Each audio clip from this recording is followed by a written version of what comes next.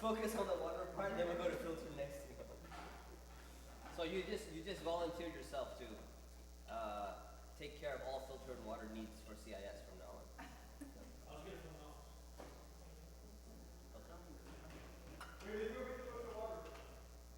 He can get. You have access to kitchen? No, but the right there where we have that bottom filtered water. Is it filtered water?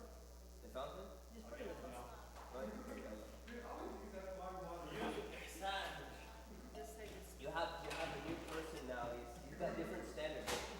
This is Brother Zohair, by the way. Why don't we introduce you first? Can you just meet? Yeah. This is Brother Zohair, our new outreach coordinator. Alhamdulillah. So he'll be doing all dawah efforts, activities, outreach to non-Muslims and everything. Inshallah. Alhamdulillah. And I know CARE is also hiring an outreach director.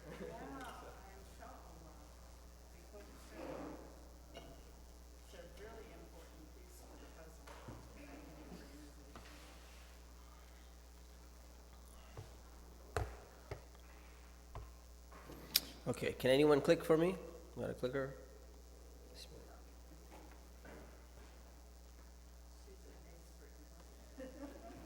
Keep the safety on. All right.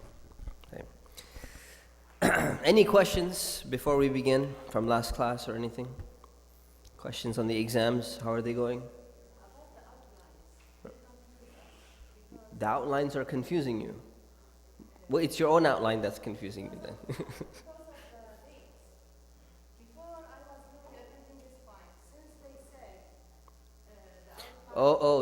The turning in the dates. Okay, that's all administration. So let the administration know. Any questions for me? Okay, if nobody answers, the complaint goes to me. So email me it, and I will follow up on that. You emailed me or to them? Yeah, inshallah. Anything regarding the classes, the content or grading or anything? We're good? All right. Bismillah, alhamdulillah, wa salatu wa salamu ala rasulillah. So we'll begin with Baraka. So Baraka, this is her name, was an Abyssinian slave from Abyssinia, which is in which region of the world? East Africa. Right. Southeast or Northeast Africa? Just checking, making sure you know your geography. Vast majority of people in the world don't know geography, so that's why I keep on reinforcing it. Yeah, kind of like northern Africa, central to northern Africa. So she ended up in Mecca, and we don't know exactly how she got in Mecca. So we don't know the details of her story, but she's one of those people who ended up in Mecca, and she ended up in the house of Abdullah and Amina, who are the parents of the Prophet ﷺ. So as soon as they got married, Abdullah went on a business trip just a few weeks after they got married. And Amina was very sad, obviously, because she just got married and her husband immediately needs to go on an important business trip. So when they traveled, he didn't make it back. So the father, Abdullah, the father of the Prophet ﷺ, passed away. And when the news of Abdullah's death came to Amina, Baraka was the one who was comforting the mother, right, taking care and helping her get through this difficult time. Baraka, and then obviously Amina was pregnant. So we know this from previous classes. Amina was pregnant, and when she gave birth to little baby Muhammad, who becomes the Prophet later on, she was the first one to hold him. So it shows you she has some very close connection with him since he was a child. And Baraka was the one who traveled with Amina to Yathrib, which later becomes known as Medina, in order to visit her husband. And on the way back, Amina also dies, and she passes away.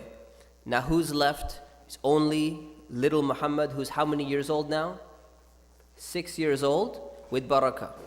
And they're on their way back to Mecca. So she's the one who takes care of him all the way back. And when he gets back, the Prophet ﷺ, when he's a baby or when he's a child, he's adopted or taken care of by whom? First his grandfather for 2 years, and then afterwards he's taken care of by his uncle. So we covered this already in the other class. What we didn't cover is while his grandfather was taking care of him, Barakah was also inside the household actually doing the taking care of. So you have the man part, right? The uncle or the grandfather first, introducing him to, people, taking care of him within the society. But at home, Barakah was the one who was helping to upbringing him and taking care of him. After the grandfather died, when Abu Talib, his uncle, was taking care of him, Barakah was also in that household as well. Right? So this shows you that she's been with the Prophet ﷺ since he was born. Right? This is one of the oldest acquaintances, or someone who has known the Messenger of Allah ﷺ since the beginning. So she grew up this way, and she used to take care of him. And even after the Prophet ﷺ got married, she went to live with him and Khadija in their home. So because of this care and because of taking care of him for all these years, the Prophet used to call her mother. He used to name her and say, Ummah, Ya Ummah, meaning, oh my mother. So this was a way that he used to say that, you're like in the place of my mother when my mother passed away. So this is how much respect and what status she has in the sight of the Prophet. So one day, later on, she actually wanted to get married. Right? So a man by the name of Ubayd ibn Zayd, he came from Yathrib and he proposed. And the Prophet really wanted, this is before Islam, the Prophet really wanted her to get married. So he said, we're not going to keep you in the household, we're not going to keep you in Mecca, you need to move on with your life. This is somebody who he's been with since his childhood. It's very, very difficult to let a person go.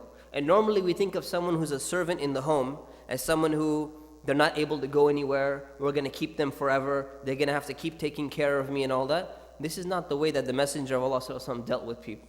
Right? So this is even before Islam. He wanted her to get married. So he said, look, this proposal has come, you should go ahead and get married. So Barakah got married to this man, Ubayd, and she moved to Yathrib. So she's not with the Prophet anymore. And she had a son named Ayman. So she became nicknamed Ayman, meaning the mother of Ayman. That's why Barakah is always known as Ayman. So if you ever hear Ayman or Barakah, they're the same person. Usually the Prophet ﷺ either would call her mother or he would call her Ayman. More than he wouldn't use the name Barakah. So if you read a report of history or something and you see Ayman, he's talking about Barakah, the servant who actually raised him like his own son. So she got married, she moves over there, she becomes a mother, but then her husband dies soon after. So now that her husband passes away, she still has a child. She decides to move back to Mecca and live with the Prophet and Khadija one more time. So now she's back in Mecca and the revelation comes. So now when the revelation comes, she was among the first people to actually believe in the Prophet. So let's reflect upon that for a moment. Why would she be among the first of people to believe? We talked about why Khadija believed, right, in History 101 class. What were the reasons why Khadija believed in the Prophet ﷺ? She knew him to be a good man, that he was always kind to his family, and he was devoted to it. Exactly. So she knew his character very well because the people who live with you know your character the best. Right? So Barakah was actually living with him even more than Khadija had spent with her life with him. So she's known him and seen him grow up from being a child all the way up to being an adult. So her Islam is based on this idea that this is a child, I saw him growing up, I've seen what kind of moral behavior he has, I've seen how he treats other people, I've seen the changes that he's gone through in his life. Every child, every young adult, every teenager, they have certain phases that they go through in their life. And you could start to kind of piece together, what this person really does and what he sees and his weaknesses and all of that. So if anyone had any real, solid, firm belief in the Prophet, Barakah is one of those people because she saw him from beginning up until the time of his prophethood. Even more than his own wife, more than his own family, because she spent the most time with him. Because he's going to be at home during those years. Wherever he goes, she's with him. So later on we talk about how Anas ibn Malik and other companions, they used to walk around with the Prophet ﷺ all the time. He used to do that before Islam came. They used to do that after Islam came. Right? So the difference is she knows his character before he receives revelation, so she's in a good position to determine whether or not he's a true prophet or not, and she believed in him, right? So it tells you something about, the prophet and his prophethood and his revelation and the type of people that believed in him. So Barakah was among the first to believe in the prophet. One time, she had very urgent information that she needed to convey to the Messenger of Allah at Darul Arqam. Now, Darul Arqam is a place in Mecca which is near what building? Near the Kaaba, right? So that's where the Muslims would gather. So she had to convey this information to him. And this was a time where the Quraysh are all over the place, and there's only a certain time where you can make it to Darul Arqam in secret. So she put herself in danger, a very dangerous mission to get there. And when she got there, she conveyed the message to the Prophet that she needed to convey. And the Messenger of Allah ﷺ responded and said, "You are blessed, Ayman. You definitely have a place in paradise." So just think about that. Whenever we talk about like the 10 companions Prophet promised paradise, we don't include the other people who've been individually promised paradise. Ayman is one of those people. So she's one of the people who received the glad tidings of getting paradise. So after she left, the Prophet ﷺ made a statement. He said, anyone who wants to marry one of the people of paradise should marry Ayman. Right? So what is he doing? He's helping the Sahaba, he's helping his companions to get married. It's not just giving advice and then when they need something, tending to their needs, you say, they're on their own, someone else can help them or something. The Prophet ﷺ was always there to attend to the needs of his companions. And this is something that we need to realize. So, you're studying Islam. You're studying about the companions. You can maybe go and teach some people about the companions. But until we actually go and follow the role model of the companions and the Prophet ﷺ, and actually attending to the people's needs, giving them that care and that concern, we're not going to be fulfilling completely or entirely his message that he left us. So he's now trying to get her married and saying, look, this is a woman who, first of all, she's from Abyssinia. She had slave status up until recently, She has a child. She's already been previously married. Right? She's not considered like the most attractive woman in Mecca or something like that. So, and she's old on top of that, right? So she's considered to be old at this time. So what happens? He says, it's going to be tough for her to get married. Let me help her. So he didn't have to say this statement and said, you know what? If anyone wants to marry her, go ahead. It'll be nice. No, okay, that's fine. Well, look what he did. He told her about the glad tidings of paradise so that she feels that what she's going through, right? She feels that she's doing a good thing, positive reinforcement for someone who's just put themselves in danger and did so much for Islam already. Number two, he's trying to convince the people and saying, you know what? Okay, she may not have all the other things you're normally looking for in a woman, but I just told you that she has a place in paradise. If you want to marry one of the women of paradise, this is the one you should marry. So Zayd ibn Haritha, who is the adopted son of the Prophet ﷺ, stepped up and he said, I'll go ahead and marry her. And he was already living in the household of the Prophet ﷺ as well. So he knew her, he was aware of her, and he decided, I'm going to go ahead and do that. So they got married. When they got married, they had a child named Usama, right?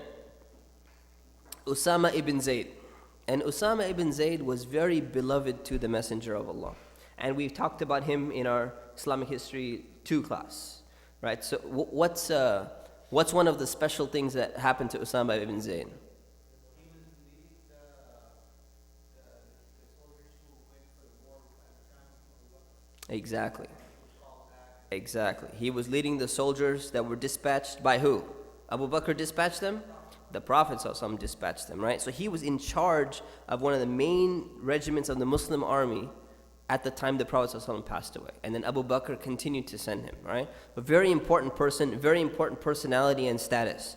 So this is the child of 2 slaves who's being given a special status in the sight of the Messenger of Allah ﷺ. That's how close he had. So if you want to know the relationship between Barakah and the Prophet, you just look at how much love he had for Usama, their child. Right? It shows you what type of, whether it was a shallow fictitious love or it was a real deep-rooted love that he really had for her. So when he said, "Ya my mother," he really meant it in that sense. So he had a real care and concern for her. So Barakah, after the Prophet ﷺ migrated to Medina, she remained in Mecca after the migration, and she wanted to handle some of the affairs for the Messenger of Allah. There was debts to handle, there was other things to take care of, his home and other, family affairs and all of that. So after all of that was taken care of, she made a hijrah, she migrated on foot from Mecca to Medina, on foot. So if you want, just try it one day and see how long you last. Right? You'll probably get like 5 miles in and you'll probably fall down and you'll be done. Imagine we're talking, 400 kilometers, 450 kilometers approximately, right? So it's a long distance. So she went on foot, and when she arrived in Medina, she was, disheveled, she was extremely tired, it took her a very long time. The Prophet ﷺ greeted her, welcomed her, especially, massaged her feet, treated her like his own mother. This is before the rules of hijab had come down. Treated her literally like her own mother, took care of her and everything to show how special of a status she really has in his sight. Right? So she migrated all these difficulties. What I want to reflect upon is, if this was a woman who was not sincere, let's just assume the worst, okay? Assume that people say, oh, these Muslims, they weren't real Muslims, or they were believing for other reasons or whatever it is. Who in their right mind would migrate on foot to a place that far, right? This is a major, major sacrifice, and it shows that they have true faith in the Messenger of Allah ﷺ, without any doubt, no traces of doubt in these people's hearts. So you can tell by their actions. So she came to Medina. Now when she came to Medina, when she arrived in Medina, she was one of the people who, during the Battle of Uhud, she used to distribute water to the wounded people. She would, treat them and their wounds and all of that. So it kind of gives you an understanding of that women used to go out to the battles as well. And they would have a different role for the most part than the men. So they were not the ones with very few exceptions, they were not doing the fighting. But they were the ones who were tending to the wounded and giving water and all of that. And that was considered their role in a society where the men were going to be fighting. And there was nothing disgraceful about that. So it gives us a little bit perspective on how the social environment or the social atmosphere was at that time. And we can learn a lot of lessons from that as well. Especially in a culture where we tend to feel that any type of different gender role for men and women is considered to be something of the past, and it's outdated, and it's oppressive, or it's patriarchal in nature, it's retrogressive, or whatever it may be. Pay attention to all these small clues, right, from history to give you a better understanding of how to view the modern world compared to the previous, the past world, especially Islamic history. So she used to distribute water, treat the wounded people at Uhud. During the expeditions of Khaybar and Hunayn, she also accompanied the army. So this is something that many people would not even think about, right? When you first study the Battle of Khaybar, this is a far Jewish fortress somewhere over there. Why would a woman who is old, she's not going to be doing that much work, why is she traveling? Right? What is she doing over there all the way in Khaybar when she could have just stayed in Medina and relaxed or did whatever job that she was supposed to be doing? So women were going out, but they were still serving a different function. She went to Hunayn as well. Now where is Hunayn? Yeah, outside of Mecca. So north of Mecca is Hunayn. So we're talking about a very far distance from Medina as well, and she went out as well. Why not just stay in Medina, right, with Abdullah ibn Maktoum, the blind man, and the other people who remained behind. So she was out there, but her function was different. So Hunayn was actually the battle in which her son Ayman was martyred. So her son also grew up as a Muslim, and he was martyred at that time. So it means that she was spending a lot of time with the Messenger of Allah ﷺ, even after he was a prophet. Even though he didn't need to be taken care of by her or anything, she was still with him all the time. And that's the type of relationship that they maintained. So the Prophet used to often visit her and always ask her, "My mother, Are you well? Is everything okay? Can I do something for you? Right? This is a sign of respect. This is not even his real mother, and he's treating her this way. So imagine how you should be treating your own mother. Right? So it's a very important lesson for all of us. And her response is very interesting. Her response was not, yeah, can you give me some money? Can you buy me something now that you're wealthy, Khaybar? You got so much money from Khaybar. Can you give me some land? I'm getting tired, I want to live a more comfortable life. Can you help me out? No, her response was, I'm well as long as Islam is well. As long as the Muslim community, as long as Islam is doing good, the mission of Islam is going good, I'm fine. If the mission is getting messed up, then I'm stressed out. I have a problem. That's all that mattered for her was Islam. See, what happened was, it's not just her love for the Prophet that she was carrying on. She didn't say, as long as you're well, then I'm well. Her love for the Prophet translated into love for Islam. So it wasn't just like because we grew up and all these moments of history and recollection and all of that is the reason why I have this love for you. No, it was really about Islam. So it shows you something about her being and about her character. And it's a good lesson for us, is that we're not supposed to be Muslims just because we had a love or we had a great experience at such and such place, at such and such conference. We got really motivated. Therefore, I loved that speaker and it was so motivating. So therefore, my dedication will always be with that conference or that speaker or that event or whatever it may be. That should be the starting point. Once the starting point is there, it's supposed to move on and translate into a love for Islam. A love for Allah and His book and His messenger and everything, the whole package of Islam, that's what it's supposed to get to. So that's a lesson for all of us, inshallah. One time, Ayman, she cried. And when she cried, this is after the time of the Prophet ﷺ. She started crying. So somebody came to her and asked her, why are you crying? And her response shows you the wisdom that she really had. She says, I'm not crying because the Prophet died. Imagine if anyone had the right to cry because the Prophet died, it's her. Because she was the first one to carry him in her arms from that day, from day one. This is such a long relationship. If anyone had a right to cry, be sad, it's her. More than Abu Bakr, more than Umar, more than anybody else. And she said, I'm not sad because the Prophet died. I knew the messenger would die. Right? How did Umar react when the Prophet died? He went furious. He couldn't handle it, right? For her, she's like, I can handle this. This is not the problem. I knew he would die. My concern, I'm crying because the revelation from Allah has ceased. Imagine that, subhanAllah. Look at the wisdom in that. It shows you that she may not, many people don't know of Barakah. They know of Abu Bakr. They know of Umar. They know of Uthman. They know of Ali. They don't realize that a woman like this had so much wisdom and so much dedication to Islam that sometimes she surpassed the other companions in their reactions and in their behaviors because of the wisdom that she had. So this is her statement. The revelation has ceased. We do not get a direct connection with Allah anymore. That for me is what's making me cry. Because otherwise the gates were open. The book was open, the revelation was coming. We're in open communication with Allah subhanahu wa ta'ala. For her, that's the most amazing thing. 23 years of open communication. That's amazing, right? So that's what she said.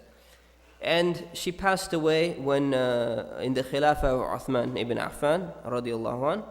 So may Allah subhanahu wa ta'ala bless her and bless all the companions, inshallah. Any questions about Barakah? Yes. Did her son Ayman come back with her when she came to Makkah after her husband died? When she came to Mecca? Yeah, she brought her son. When she went on foot, she traveled with some other people, right? I don't know. I mean, it may not, probably maybe with a guide or something like that, because she needs a guide to get through the desert. But other than that, probably not many, not a whole group of people. But she couldn't afford anything else. She probably didn't have anything else to go on, so she walked it. You mentioned you compared her to her reaction to Umar bin Khattab's reaction when the Prophet was passing. Why did he react in that way? Because people usually they just break down, but he got angry and started telling meaning Umar. This is the thing. So you say, okay, people will normally break down and start crying. Okay? Umar was a hyper masculine person. Okay? He was a very, very masculine person. The way that people who have a lot of masculinity, they translate their sadness into anger. That's just the way a lot of men do it. So it's not that one emotion is superior to the other. Well, if he was sad, then he deserves to be validated in his feelings. But if he's angry, his feelings don't deserve validation. This is modern, I think, modern psychological theory, or it's a modern psychological sentiment that a lot of people have in the world today. So, if somebody cries or somebody feels sad, it's a victimology type of mentality. We feel sorry, the guy's acting like a victim, he's sad. But if he gets anger or if he gets enraged, even if the feelings are justified, they're coming from his sadness, but this is the way he reacts because his character is different. He's not a guy who's going to be crying in public. He's a guy who cries in private in front of Allah, but not in public. But isn't anger looked as one of those, and I'm not saying that he had this, Mm-hmm. saying, like, for example, the Tazkiyah class, Ghazali says that anger is one of the diseases that hatred can come from that. If you remember the class properly, Imam Ghazali said anger is not the problem in and of itself.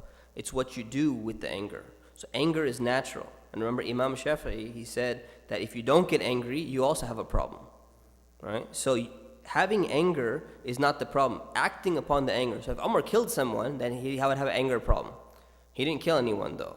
He was just getting upset and he was trying to stop them. He was just threatening people because he didn't want to hear this news. It's like someone just stop telling me that it happened. That's his way of translating his anger. He's not actually going in. He wasn't going to go and actually kill anybody. Right? So there's a difference. We have to understand it in perspective. Okay? Yeah.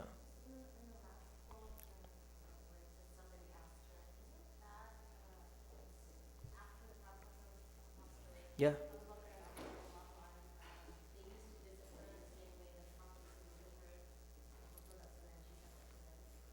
Yeah. Yeah. It's definitely after the Prophet.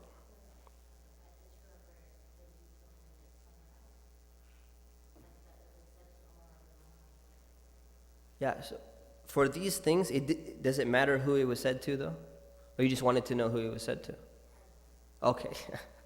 I don't remember who it was said to, but for me, it doesn't really matter who said it. It's what she said that matters the most. So, it was just clarification? Okay. Yeah.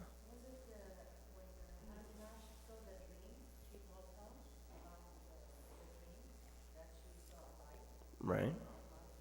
That was long time before.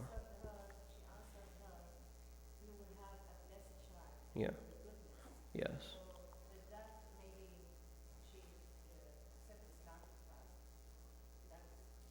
Oh, you're saying did she accept Islam because of that?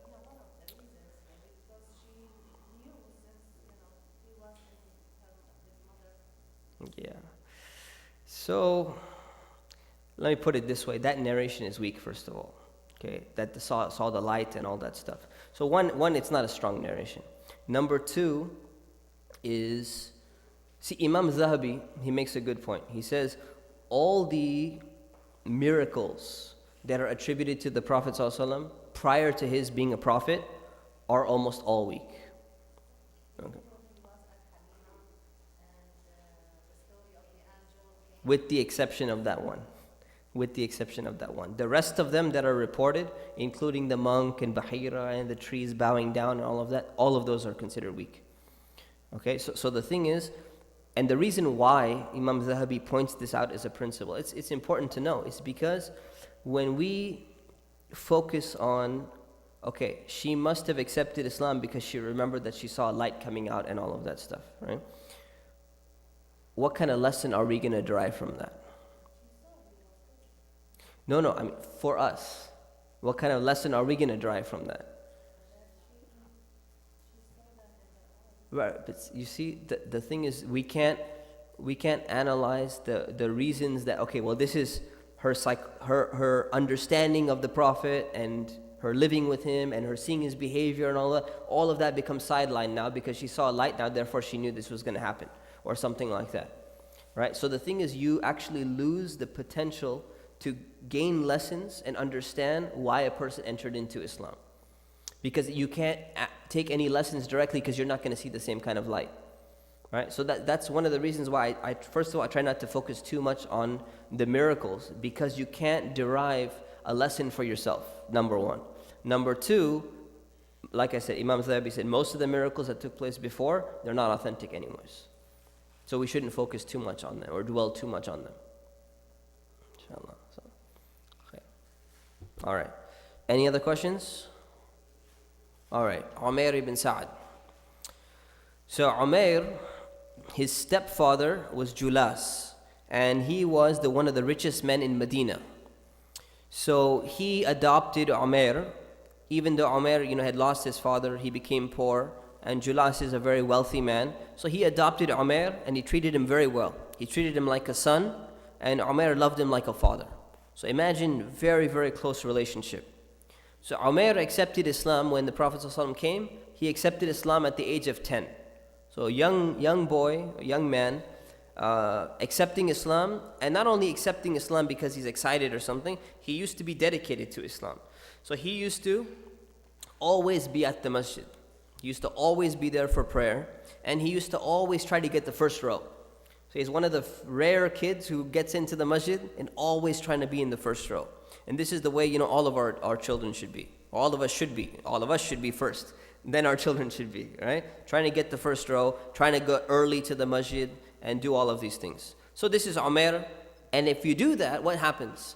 All the companions know you, right? They understand, hey, this is one of the really dedicated young, kids, because most kids at that age, what are they going to be interested in doing? Playing games, looking at the animals going by, whatever they used to do, right? So it's rare to find very serious young children who are going to be really, really dedicated to Islam at such a young age. So he was well known among the companions. So during the expedition of Tabuk, okay, and when was the expedition of Tabuk? Year 9, okay, again going out against Romans, right? So during the expedition of Tabuk, extremely hot, long, difficult journey. Remember what happened was there was a lot of hypocrites who were making excuses that they didn't want to go on this journey. Now, why would the hypocrites not want to go? One, it's a long journey. Number two, summertime is hot. Number three, Romans are a very aggressive enemy. Number four, their crop, right? So there's crops, it's time of the season. They got to harvest their crops, so they're going to lose some of their money. And number 5, it costs money.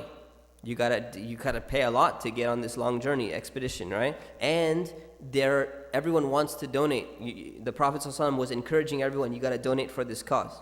So the hypocrites didn't want to go out. So Umair was excited. This is a guy who's always in the masjid, so he's witnessing everything. He's seeing all the Muslims getting ready to go out. He sees Abu Bakr come and give how much of his wealth? All of his wealth. He sees Umar come and give how much of his wealth? Half of his wealth, right? So he sees all of this. He sees who else gave a lot of wealth during this battle? Abdurrahman ibn Auf, right? Comes and gives how much? Vast majority of his wealth, right? Almost all his wealth. And he gave it for expedition of Tabuk. So imagine Umair is watching all of this, getting excited as a Muslim, right? Getting excited. Look at the Muslims, they're on their game, right? They're doing exactly what they need to do. You get excited, you feel good. So he's happy and he's getting really excited. Everything's going on. People are getting ready. And then he goes home and he sees that Julas, his stepfather, is not preparing. He's not even preparing, and he's not donating either. He's not doing anything, even though he's a very wealthy man. So Umair decides, hey, let me motivate him. Let me tell him, hey, look what's going on in the masjid. Look, Abu Bakr just came and did this, and Umar did this, and Abdurrahman did this. Look what's going on. And what happens? The response was, Julas responded and he said, well, if Muhammad is true in claiming that he's a prophet, then we're all worse than donkeys. Can you imagine this statement? If Muhammad is true in claiming that he's a prophet, then we're all worse than donkeys. That's a statement of disbelief. That's a statement of just clear, straight up disbelief right there. What does it mean? Meaning, if Muhammad is really a true prophet, right, and we've believed in him, and we're giving everything and we're sacrificing everything. If he's a true prophet, then we're all a bunch of garbage, because that means that there's no way he can be a prophet, because we're smarter than that, we're more intelligent than that. It's a very degrading statement, right? It's a very, very degrading statement. So this is the statement he made. Now imagine Umair, who was the adopted son, who loved this man very much, and the man loved him and treated him very well. Imagine the dilemma he's going through right now. This is not a dilemma of Umair accepted Islam, his father did not accept Islam, and now he's trying to, his father is hostile against Islam, and he's trying to reconcile with his father. We've seen those cases before. This is a whole nother level. Because in the side of Islam, who's considered a worse person? A disbeliever who has animosity against Islam, or a hypocrite who has animosity? A hypocrite is the lowest of the low. They're the people who are pretending deep down inside to be Muslims, but really they're not inside. Right? So this is the most difficult situation for any child to be in. So he's debating now. He says, what am I supposed to do? If I go and I tell the Prophet this, he was going to be exposed as a hypocrite. And if I don't tell the Prophet this, then what kind of Muslim am I? I'm allowing a hypocrite to live amongst our midst that we know of, and this is his hostility against the Prophet and against Islam. So he was thinking, what should he do? And then he decided, he says, you know what? Islam comes first. I'm going to tell the Prophet, but out of his love for his stepfather, he told him that I'm going to go and tell the Prophet. You didn't have to tell him that you're going to go and tell him. You could have just told him secretly. He says, I have to tell the Prophet what you said. And you be ready to, you be prepared to say whatever you need to say. It's up to you, whatever you feel, whatever you want to say. So he went to the Prophet and he told him, this is what he said. So the Prophet ﷺ, what did he do? Very intelligent. This is the way you do dispute resolution, or what do you call it? Mediation, right? This is the way you deal with mediation. So you keep the person who's giving you the information there, and you say, hold on, you stay here, we're going to call the other guy. So he had somebody call Julas and bring him over.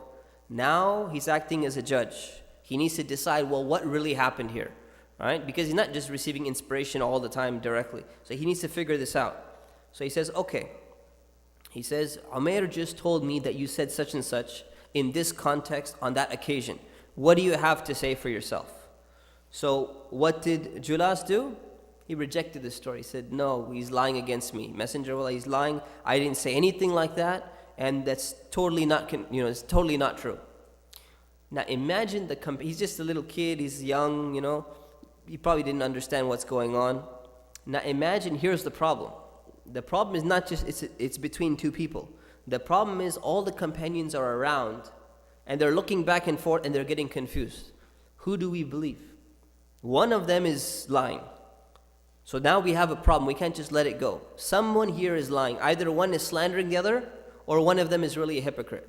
So we have to figure out what's going on. So in this confusion, there was another hypocrite that happened to be among the group of people. And he started blaming Umair, saying, this young kid, you know what, he got adopted by such a nice man, and look what he's doing to him now. After all the things that Julas has done to him, look, he's going to sell him out like this. So this is how dangerous hypocrites are, because they can just go and insert comments, right? They're like those online trolls, right? On the comment section. That's exactly what they are. So what you do, whatever you're saying, they're going to come in and throw something in there and just annoy you and get you confused and like, what? Is that what's happening? That's what's happening? That's what they do. Right? So someone did that, and then Umair realized that the Sahaba, even the companions who see him praying every single day, front row of the masjid, they're getting confused, because when someone, you don't know they're a hypocrite, they pretend like they're a Muslim, you kind of have a feeling, hey, maybe this guy has a point. Oftentimes the loudest voice has an effect on other people. So now Umair starts realizing even the companions aren't sure about me anymore. And this is a difficult test for them.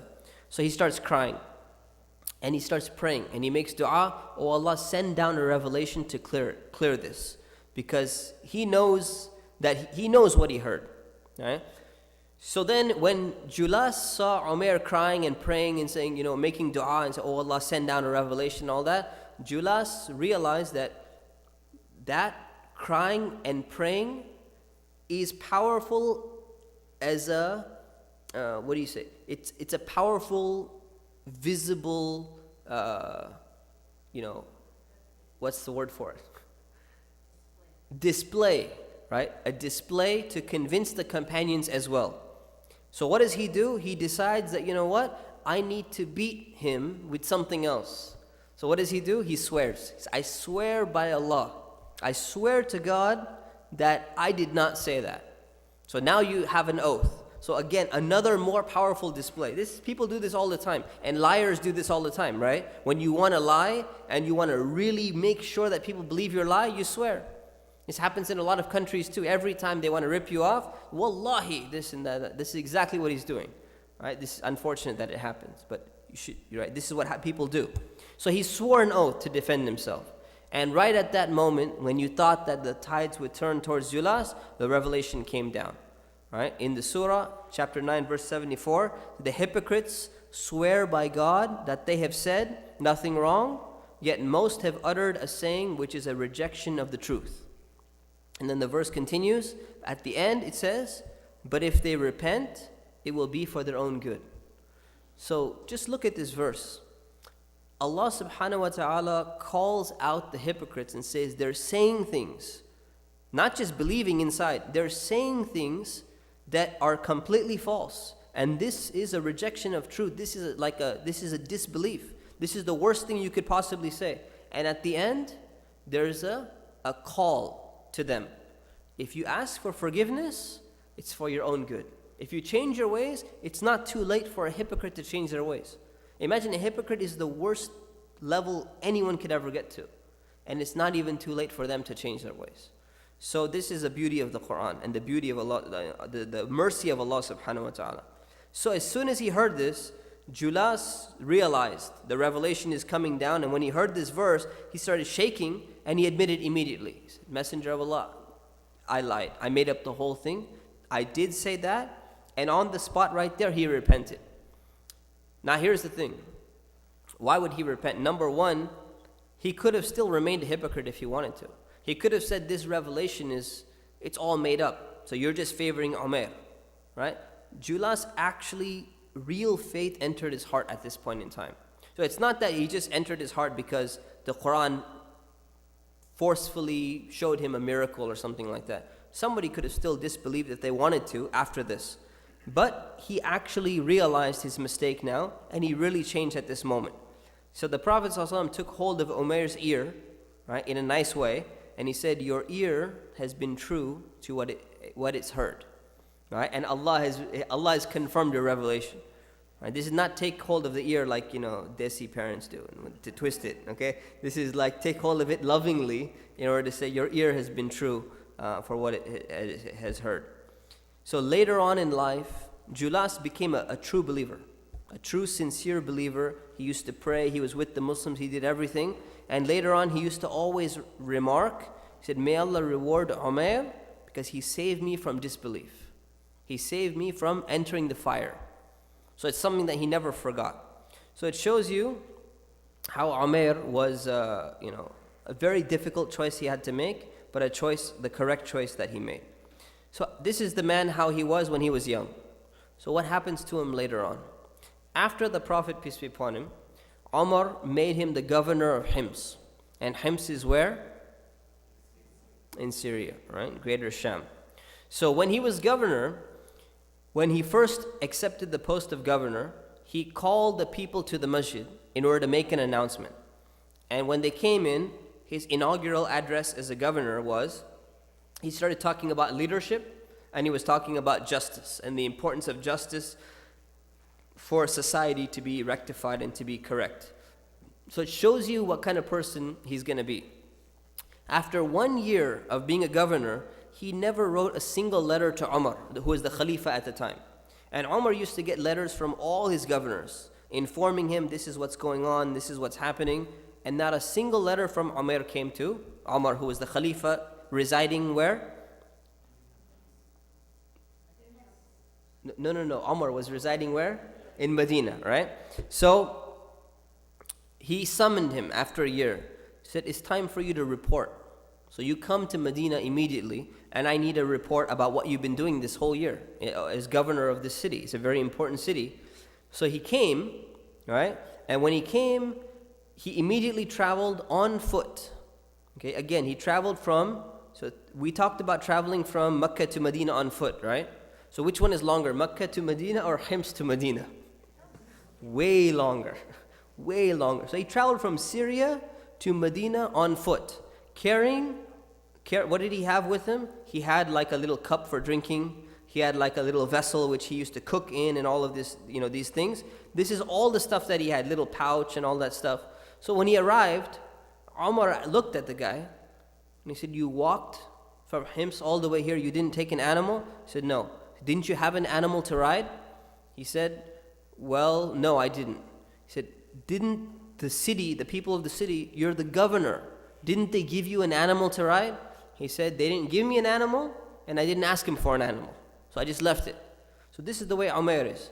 If they're not going to give, if they gave it to him, he would have ridden the animal. But he has such a, it's not pride, by the way. This is a healthy type of self-respect, right? That he's not going to ask for something from people who are not interested in giving it to him. Because the people may not be the best people in the city, treating him not that well. So he realized that, hey, if they're not going to give this to me, they don't think that I need it, I'm not going to ask him for it. I have more self-respect than that. So that was his response. They didn't give it to me, and I didn't ask. Right? And this is, it shows you what type of person he was. So then Umar asked, where is all the money for the treasury that you're supposed to bring back from Medina? Because what was happening is the wealth was being collected from local regions, redistributed back in the region, and whatever's left over goes into Medina, into the main Muslim treasury, what's known as the Baytul Mal. So every city was bringing in a lot of wealth because this was a time where Islam was expanding and a lot of wealth was coming into the Islamic world. So it's all going into Medina. So he says, where's the money that you've gathered up for the year? So his response was, what I did was I collected all the righteous people in the city of Hims, and I asked them to become the money collectors. So he chose the righteous people to become the tax collectors and the money collectors and all that. And I asked them, once we collected the money, what should we do with it? And they said we should redistribute it to the people. So he said, go and redistribute it. He said, we redistributed everything and there was nothing left. So we didn't bring anything. So when Umar heard the whole thing and he got it verified by external sources and all of that, he said, I'm renewing your appointment as a governor. Now why would he renew his appointment? He saw this guy, all the belongings that he had were literally on him. This is everything he owned. So the money is not going into his palace or his house or his castle or whatever other leaders live in. He's redistributing the wealth and he's choosing what type of people to help him redistribute it. It's the pious people, not the noble people, not the honorable people, not the politician people. He chose the most righteous people who everybody knows for their righteousness. It shows you what type of people to choose, right? So then he realized this is a type of man I want to have working for me. So Umar said, your appointment is going to be renewed. You should be the governor again. So he protested. He said, no, I don't want to be governor anymore. I'm tired of this. Why are you, making this burden on me? He asked him, he said, let me go back to my village, which was outside Medina, and let me just live a life of peace. Let me just retire. I want to be done with this. I don't want this leadership position. So Umar granted it. So some people, we noticed, right? Some people he did not grant an exemption. And some people he allowed because he saw there's something different in them. He said, okay, we'll allow this for you. So he was granted. He went to Medina. Later on, so Umar just doesn't forget about people. This is the way, this shows you how the Khalifa is too. He doesn't just forget about the guy and say, okay, he didn't volunteer for me. He doesn't serve me in my capacity, so he's not important anymore. Right? It's a very important lesson. If somebody doesn't help you in your cause, right, or help your organization, does that mean you just forget about them? Say, oh, I don't need to talk to them anymore. They weren't, they weren't able to help me, so it's fine. He wants to check up on the guy again. Not to make him a governor, just to check up on his very well-being. So he goes and he wants to find out, what's going on with this guy. So he sent somebody to go and check up on Umair. And he gave him some money and he said, check, is he still living the poor life that we saw him living before? If he is, give him this sack of money. And if he's not, bring the money back.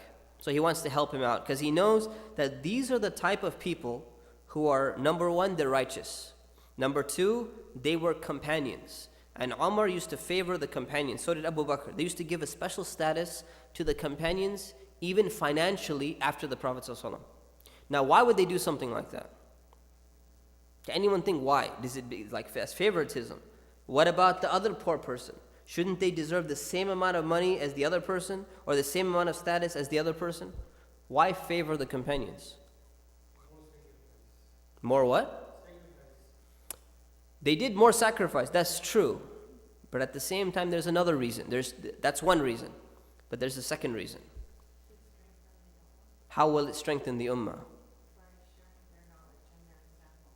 Right. It'll strengthen the ummah. It'll allow them to share their knowledge. And also it'll give a perception to all the other people around that, look, companions, people who lived with the Prophet ﷺ, they do have a special status. And they are role models for you. So take these people as role models, right? Rather than taking, let's say, some guy who just accepted Islam after the Persian conquest or something like that, and you take him as a role model because he used to be a mighty Persian commander in the military or something. What kind of role model will that person make compared to someone who's a companion? So now that strengthens the community by making them have a special status in the society. So this shows you something, all right? So he sent money over there, and he said he wanted to check if the guy's still living a poor life. So this messenger, he went to Umair, and he stayed with him as a guest. He stayed 3 nights with him. And he barely got any food. He barely got some bread to eat. And after 3 nights, somebody came from the city and started complaining. He said, man, why'd you come and stay with this guy? Don't you have any mercy, any justice? The guy, all the food he had, he gave to you. He's not been eating himself. Can you imagine? The guy barely got any food in the first place. That's all the food that they had. They didn't have any other food. So he's like, why don't you just leave? Go back to where you came from. You're making life difficult on Umair and his family. So that's when the man realized this guy is in, a difficult situation. So he handed him the money. And Umair refused. He said, I don't want your money. He said, this is the money from Amir al-Mu'minin. He said, I don't want your money, right? I'm not interested in that. Hold your questions. So his wife was listening in the back to this conversation that, hey, here's this money that Umar, the Amir al-Mu'minin, the Khalifa has sent for you. And his wife insisted. He said, no, you should take it. And if you don't want it for yourself, you should distribute it to the poor people of this village, because they're in worse situation than the people of Medina. Because usually what happens is in the villages, people tend to be poorer than the people in the cities, right? Because they don't have the same access to resources and all that, except modern day European villages, because they're heavily subsidized by the government. But outside of that, village people tend to be not as well off as the people in the cities. So she had a good idea. It's a very intelligent idea, right? Distribute it to the poor people of our own village because they actually need it. So he agreed, and he said, yeah, that's a good idea. So he took the advice, and he took the money, and he distributed all the money. Now, how long did it take for him to distribute all the wealth? The same night. Before he went to sleep, he distributed everything. Where did he learn that example from? From the Prophet ﷺ, right? The Prophet ﷺ did the exact same thing. So this is the type of man he was. So as soon as Umar, when Umar found out that, hey, yeah, we gave him the money, and his wife gave the, suggestion, and he took the money and everything. So he says, he asked the messenger, do you think that Umar kept the money? And he says, to be honest with you, after seeing the guy living with him for 3 nights, I don't think he probably didn't even keep anything for himself. So Umar immediately, he says, I want you to call Umar to me over here in Medina immediately.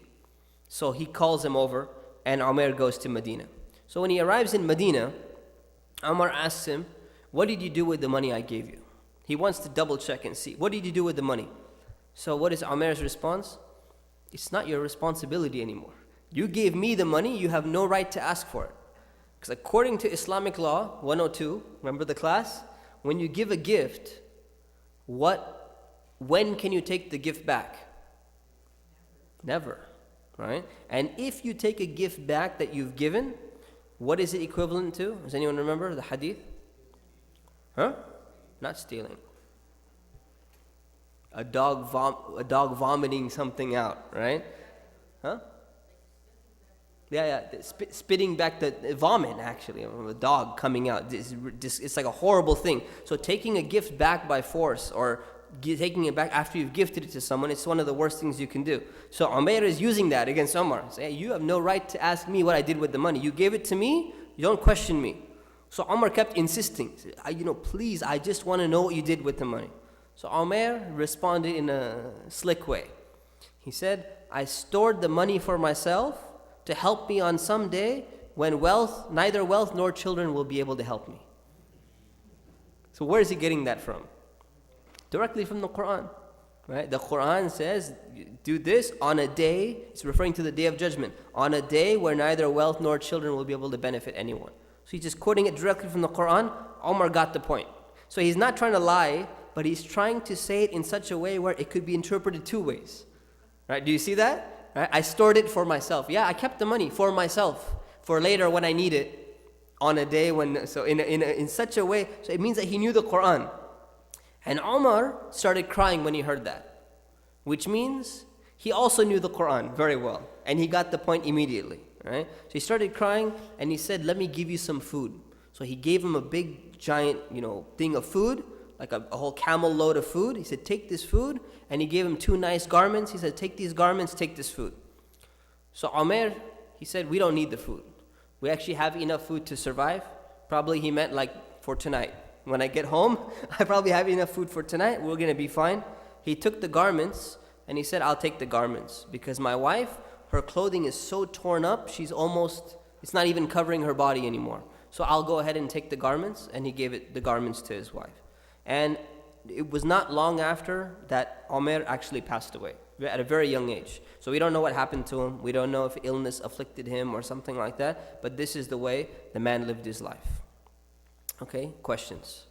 Yeah. So I know you said that you're not accepting the animals to flower because they want to ask anyone to do help them. Like you said, when you went to visit Umar Khan in Medina. I know that's true, and I know it's, like he says, really good character, really good imam. But in some ways, isn't that like counterproductive? It makes your life harder and like you're suffering unnecessarily. Absolutely. So it can definitely, you're right, it can be counterproductive to not accept an animal, to do all of these things. So this is showing you examples of people who were not necessarily at the forefront of leadership. That's why they did not remain in leadership for a very long time. But these were still people who, it shows you the sincerity of their heart and sincerity of their behavior, right? So if they were kept in positions of leadership and they had other people like this around them, they would have been able to accomplish a lot of things. Meaning that if he remained the governor of Hims for a very long time, he can't keep leaving, every time he needs to go visit Umar, he can't take a month to get to Medina. This would be very inefficient, like you're saying, right? So this is not a model for leadership. This is a model for sincerity. So we can learn, see, what you find is, some of these stories, they're not exaggerated stories, but they're exaggerated actions from people that we can actually learn from. Why? Because when we tend to be on the opposite extreme of things, if somebody tells you, let me give you a nice balanced story of what the balance should be. This doesn't help you pull all the way in the opposite direction.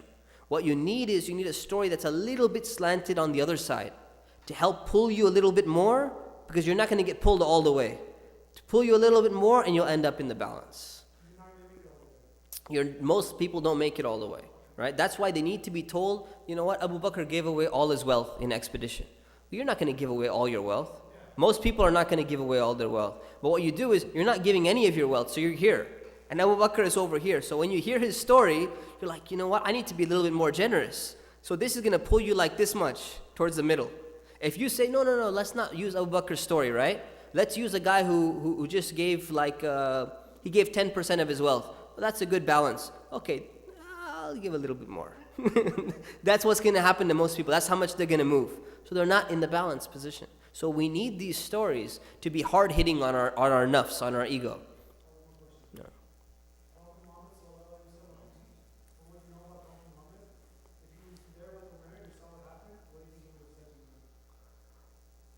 Regarding which part?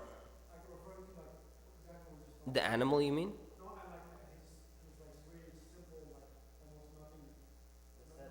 His aesthetic lifestyle? There were people who had aesthetic lifestyle in presence of the Prophet ﷺ. No, not necessarily. I mean, maybe take better care of his wife in terms of her clothing or something like that, yeah.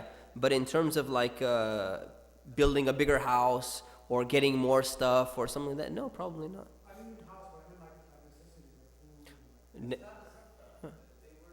Yeah, the people of Safa, they were in that situation, right? In that state. So the people of the platform in the masjid, right? The poor people during the time of the Prophet.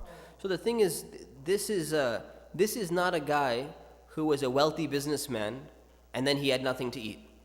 Right? This is a guy who is not that wealthy in the first place, right? So this is a different circumstance. Right, any other questions about Umayr? Can I ask a question about Ayman, yeah. when she entered in Dawah, Prophet told her that she is a person of Jannah, right? Paradise. But then, what is the source of situation of the Prophet at that time? Is he receiving this revelation from God that she's going to Jannah? Yeah, whenever he makes a statement that this is a person of Jannah, Very on the spot kind of thing, right? yeah, I mean, either we don't know for sure. Either he's receiving it as revelation that she's a person of Jannah, or he's saying that her actions and the things that she does is going to make her a person of Jannah, or it represents her being a person from Jannah. Because these kind of things are, the people use it, the people think the Prophet was something more than human and all that. These kind of things very good. But he did receive revelation, revelation that was not part of the Quran. You were in the hadith class, right? Right. So remember we covered that unrecited revelation and all of that.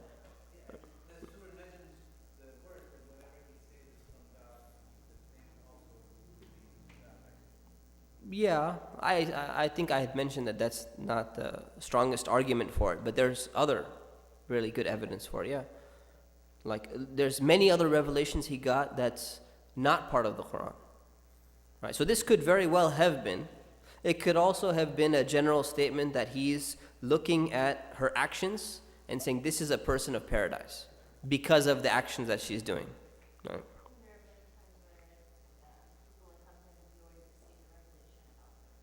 Yeah, that too. So he has received revelation about people many times, right? Like who was the guy who tried to assassinate the Prophet ﷺ in the masjid? Poison sword? Yes. Safwan's friend, yeah. Well, who is his friend? Umayr what? No.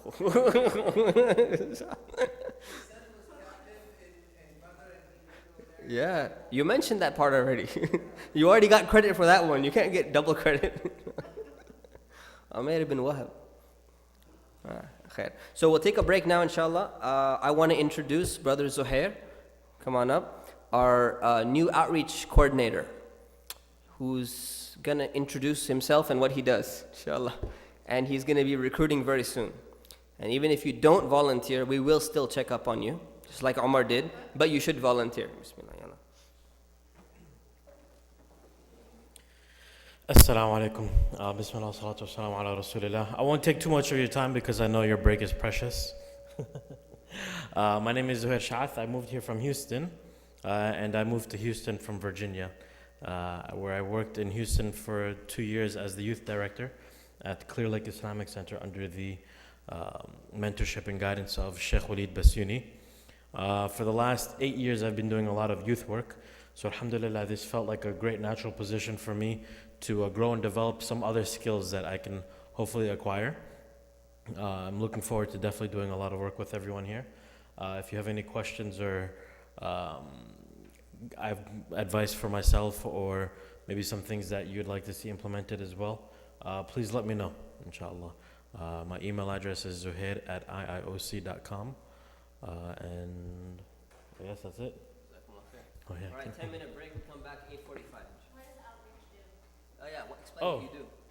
Okay, so what do I do? Outreach involves a couple different areas. So we have outreach in terms of working with one of the brothers that is involved in the prison chaplaincy program. So they write letters, they request books. So we have a prison area. We have a presentation like Islam 101 presentations to churches, synagogues, interfaith programming, schools, colleges, high schools. So we have that as outreach. And we also have new Muslim follow-up and guiding classes as well.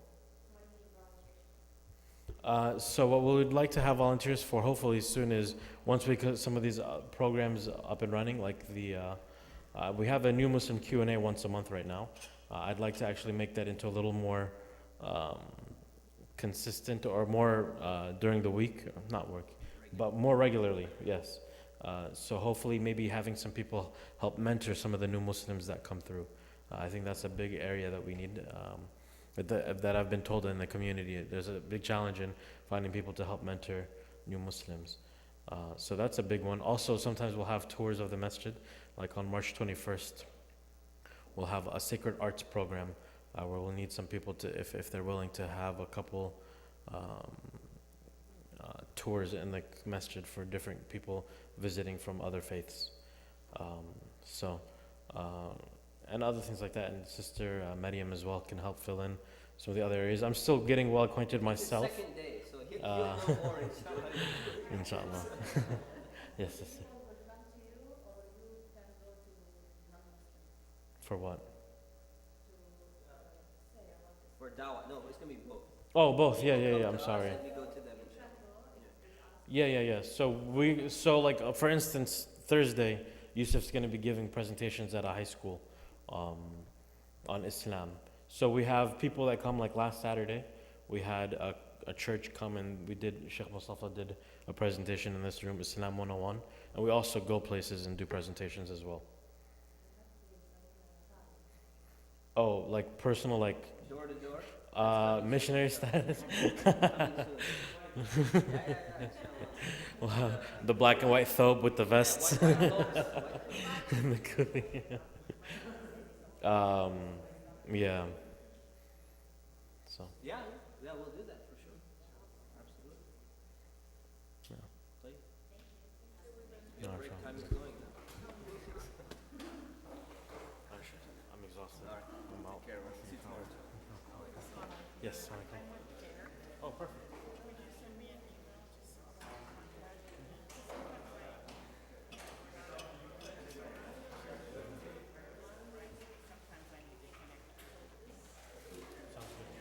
Okay, will do. And Sister Cheryl, you're our first interview candidate for our new video series we're producing for why I became Muslim. That's interesting. Are you down for that? Okay. Inshallah. I don't mind doing that kind of thing because I know the answers. I'm good. Just interview of like how you came to Islam. Okay. How you came to Islam.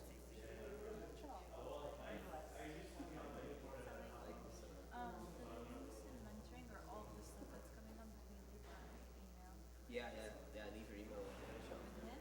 Yeah, with him. And then I emailed Ship and I talked to him twice. He hasn't gotten back to me. February 20th. Oh. Yeah, that's part of your job. That's part of your responsibility. Okay, so I'll just wait inshallah. No, never wait. No, never wait. You just keep on messaging. If you want to really expedite it, you have Samer's email, right? So email again, Sheikh Muhammad, and CC Samer, and say, I haven't received a response from you. Alright, inshallah. That's it. That's all you need to do, and watch. You'll see a response the next day. Alright, thank you. Here, Auntie, I broke off a missionary private. Yeah, I've had them. I just ate actually. I'm good. Yeah, just like one family. I'm gonna save space for the Turkish dinner tomorrow. Inshallah. Meaning the Turkish consul general, the Turkish consulate general. In their is it in their home or in the embassy? In their home. I'm just thinking about doing like a counseling class. Yes, it's on my mind. It's on my mind. In fact, what I'm going to do, I was just thinking about it today, subhanAllah. What I'm going to do is I'm going to team up and we're going to probably do 50-50 with Sister Donna Shoaib. So I'm just thinking of how to do it. It's probably going to be September. But how to do it and how to structure it and everything, it's going to be very similar. I think 10-week class on Islamic counseling for non-professionals, amateur counseling. I was thinking about doing a pastoral, like a CPE, pastoral education. It's a certificate? Yeah. Certificate in pastoral education? Yeah. It's what's it called? It's called clinical pastoral education. Clinical, yeah. So like through hospitals. Where? They do at St. Joseph's or UCLA. St. Joseph? The hospital or the university? No, St. Joseph's Hospital. They offer classes there. Really? How many classes is it? So it's either to do full time, I think it's 14 weeks, and then it's like 100 hours of what's it called? Instruction, and then like 300 hours of in the hospital. Very interesting. That would be good. Are you still doing the prison thing? Yeah, so I have to just submit my forms and stuff, and then I'll be good. Because actually through here, the guy that sent me the forms, You emailed Amir, right? The prison at I just did IOC.com? yeah, I did. It was very brief, but I went through the short counseling because they got me in as a volunteer immediately at the Corona prison. They haven't opened up a chapter. They're going to be opening up a chapter position, a part-time position in the next couple months. For women.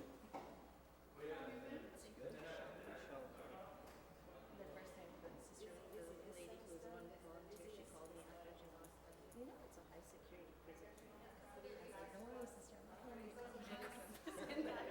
That's where Imam Jihad was? Yeah. The same one, right? Yeah, they don't even have a chapter. No, the opening it's been opening for a long time. No, it's not. Not at the Corona Jail prison. Women's prison, no. Because even the guy here, he sent me the form. I had heard that there was an opening and they needed 3 years of experience. His brother Amin himself was going to apply At the women's Corona. for Jihad's former position. Because right now, because I went to one of their meetings, and they don't have anybody there. They don't have a Muslim child. Okay, interesting. How do you spell his name? Z-U-H-I? Zuhair. H-A-I. And I have a suggestion, like, if we can donate these books, Companions of the Prophets, and some other books that we use, Donate them where? courses to the libraries, public libraries. We need to rewrite it first. There's some things that need to be rewritten before we get it out to the non-Muslim population. Soon. I'm going to try to work on it. Alaikum salam. You talk in research class about Musa al-Kuwaiti. Yeah. I went to it today. This is not Mosul. Yeah. This is Isha. I went to it, and it comes Ishik. No. All questions. No. This is like a. It comes from Al-Mosul. I went to Google. Yeah. You Google al-Mawsu'at al-Fiqhiyya al-Kuwaitiyya. And This that's where So what you need to do, you need to download a program called Shamila. So go here, type. I put the question here, not the thing. No, and no, they no. say here on bottom before, they say at least 2 weeks for Yeah, no, I know. Don't. This is not a very good site for it anyway. Go here and type. Yeah. Type Shamila, S-H. A-M-E-L-A dot W-S. No H. Dot W-S. W-S. Yes. Go and put in his website.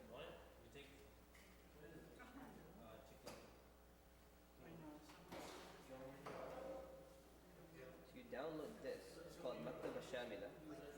Okay? Download this, and then after you downloaded the barnamij, you download the book Al-Mawsu'at al-Fiqh al-Kuwaitiyya, and you put it inside the barnamij, and you get the whole thing covered again. Inshallah. This has all the books, Islamic books. Tanzil al-Shamila. Someone contacted me regarding a reference. Negative. Huh? I'm just telling you that they contacted me. That's it. Oh, really? अच्छा. समझ गया? आपके सामने जो है same organisation अच्छा. समझ गया? और ये तो आपने अप्रूवल दिया है मुझे. दे दिया अच्छा अच्छी बात है ना. अच्छी लगी high five. You didn't know that, huh? Who, me? What language was I just speaking? You never did in your I speak Urdu. You didn't know I speak Urdu? I thought you would have been dancing. No, we both speak Urdu. My Urdu was awesome when I was in India. Now it's awesome because you went to India. No, I lost it after I learned Arabic. All the Urdu was gone afterwards. In France. My brother gave salam. Oh. Today. Like, Feel very special. I went and said salam to him and then Alhamdulillah. We want to invite your brother actually for a debate at IIOC. Forgot to ask you. Can you have him come? Anytime he's ready. We'll get the ticket and everything. Because we're having a debate on whether a masjid should be run as a dictatorship or as a as an election model. And we think that he might be a good proponent of no election model. Have this guy get No, He it's can't. so messed up that he gives two options that clearly. Yalla, I was kidding about dictatorship. No election or election model. I'm for a strong leader, Strong leadership. Are you willing to debate? which is. Oh, you're talking about the debate? Yeah, debate's coming up, inshallah. We had one person and they canceled on us For which side? for the anti-election. So that we had the debate set up and the guy canceled. Does that mean shura, anti-election? Yeah, seriously. Shura? Does that mean shura? No. Shura meaning the whole community doesn't decide.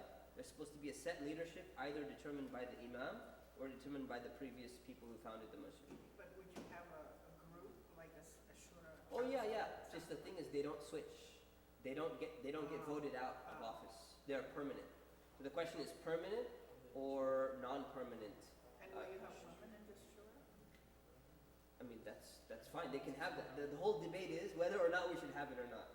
Whether it should be a But that's permanent an model. important aspect, you know what's going on these days, you know, you have to make sure Yeah. that the women in the community are Well- taken care of, so they don't have to go somewhere else. Okay, I tell you what. Imagine hypothetically Yeah. that everyone in the shura Uh-huh. is a woman.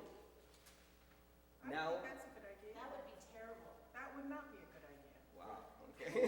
Why not? So- Women's rights. Imagine 60% were women. Balance. Okay, 50% were women. Okay. Let's assume 50% were women. Would you agree then that there should be no elections and they should always remain on the shura? Not so sure, I'm sure about that. So what we're debating is, okay, should IIOC become an election-based model, right? Where Brother Samer and Nino and the people who run the mosque can be voted out, or should we go to like a Garden Grove-based model where they keep on rotating and changing people? That's the debate. Isn't it waste time running campaigns and elections and stuff? You're perfect for the debate, inshallah. You just No, volunteered I mean, yourself. That's a good thing. You're comparing to Garden Grove, but there's still someone above the one who's getting elected. There's all. What do you mean? There's someone above? Oh, you mean the trustees?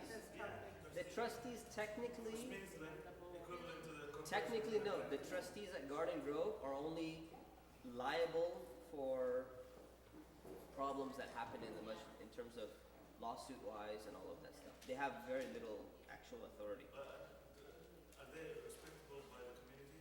Does the community look up to them? I mean, respect them? Not really. Not necessarily? There was, if you What were about, ever involved in the wall. what was the model that the Prophet, peace be upon him, used in the community in order to, like, people get old, you know, and maybe their Mhm. ideas aren't so, maybe they need fresh ideas. Yeah. I mean, what's the model that's used to do that? It was very flexible. So his model was flexible. As long as the principle of shura is being observed then you have righteous people in leadership, they're allowed to remain in leadership. Whose principle is this? The Prophet ﷺ was talking about, right? That's a good principle. So, no, but no, here's the thing. So the things people will debate and they say, no, there should be 2-year or 4-year terms. Doesn't matter how good you are, it's time for new leadership. Get out. Who's to say this dude is righteous or not? We're trying to find people who are going to debate this. We're not debating it now. So ask your brother if he's down to debate it, inshallah. Because we need somebody, and we need someone a little bit strong.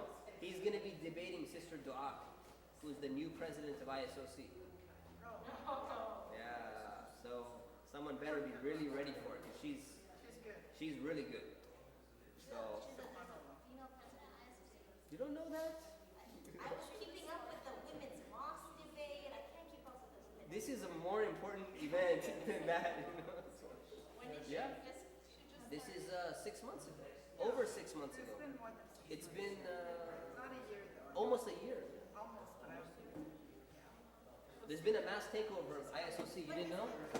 The Desis are finally displaced over there. women leaders, is that like how like if the This debate has nothing to do with women. you as a student and a teacher. There's I can't remember what exactly it is, but something about if there was a female leader over people like Yeah. destroyed this or like it's like the destruction of a people. Yeah. What about it? Yeah. Is that a weak hadith or is that a No, it's a strong hadith, but it has a context. The context was that when the Persian emperor died, they appointed his daughter in that place.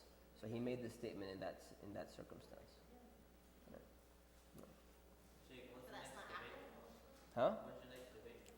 My next debate is in Garden Grove, On February 27th, all women's masjid? third spaces, which includes the women's masjid, but it's not really about the women's masjid. It's more about, do we need a third space? And is IIOC like So I'm pro masjid and they're anti masjid. Do we need a third space or not? Huh? Because it's not a masjid. So it's a third space. First space is your home. Second space is the masjid. Third space is the non-masjid or not the masjid. You need to have a third space. I mean, people don't feel welcome in the masjid. That's exactly my argument. So you summarize my argument for the whole debate. So make a welcoming masjid. So, yes. when is the next IIOC debate? IOC debate. Everyone's backing out on us. That's the problem. Well, what's the topic? We have like 5 topics set up, and everyone's backing out of debates. So we have flu vaccine, right? Should we even is the flu vaccine even worth taking, or is it a big, corporate scandal that just people trying to make money off of it? Rehan Jalali, anti-flu vaccine. Oh, absolutely. He's a nutritionist. Was he down or did he back? He's a hard guy to follow up with. So he might be down. Versus it's not a pediatrician, but someone who works in the special care unit. What do they call that? Those people? No, it's like for the children's hospital unit. Forgot what it's called. It's a little bit more specialized. Anyways, Dr. Manaf Qadri. Huh? No, he's pro. He's pro-vaccine. Rehan Jalali is anti. That's one debate. Second debate is... we have a youth debate on the 20th about do women feel welcome at IAOC? No adults allowed. Sorry, guys. So, youth only debate. Amina Galal versus Sarah Salama. Wait, I'm like we're the same age.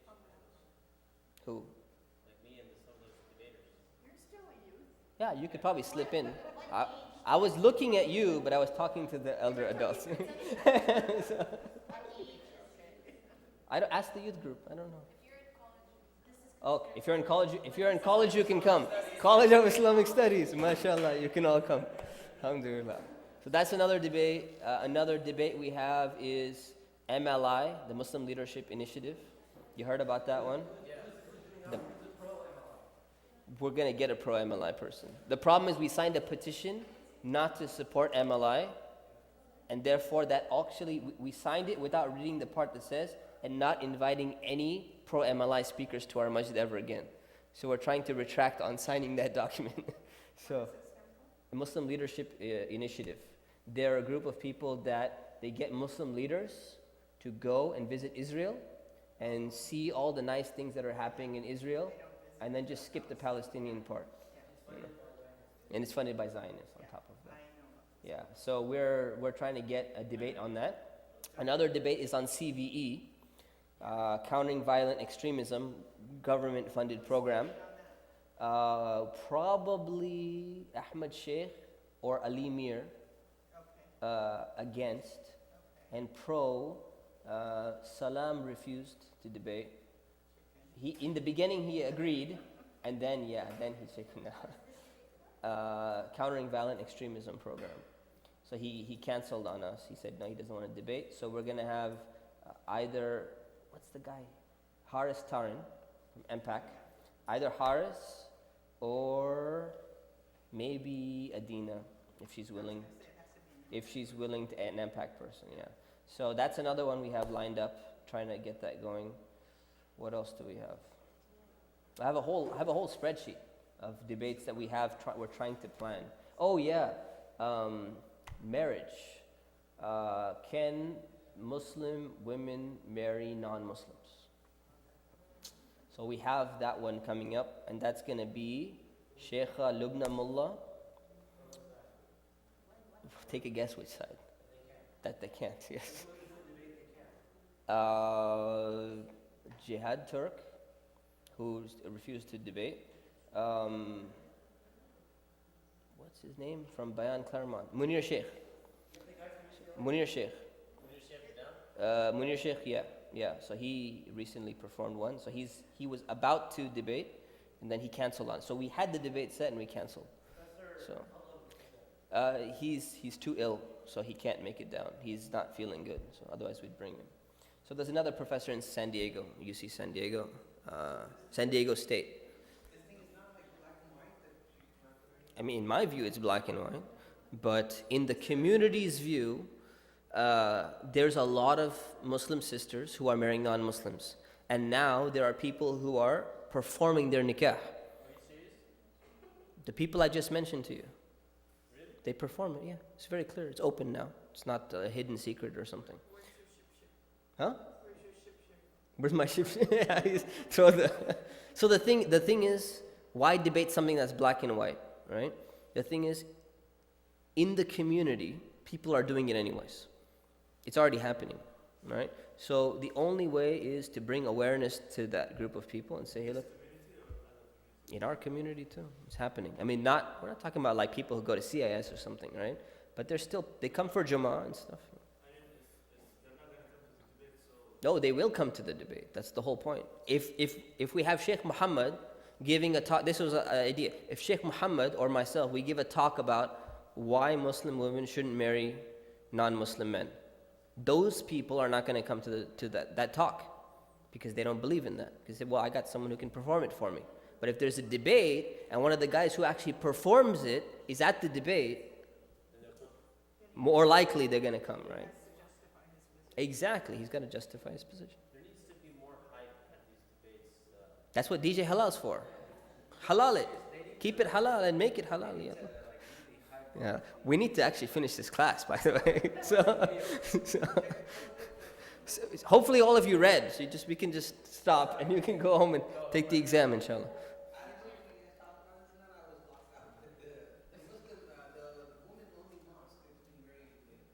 Yeah, we decided not to debate that. We decided not to debate that. Yeah. That's going to take a long time. A one-liner, there's so much to say. My one-liner is, this is the worst PR that we could have gotten among the non-Muslim media, and in a time where we don't need more negative PR. That's what I would say from a social perspective.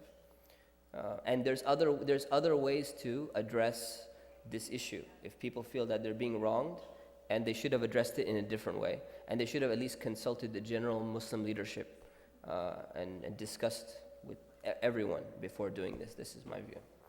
Yeah. Okay. Brother Hussam wrote an awesome article, by the way.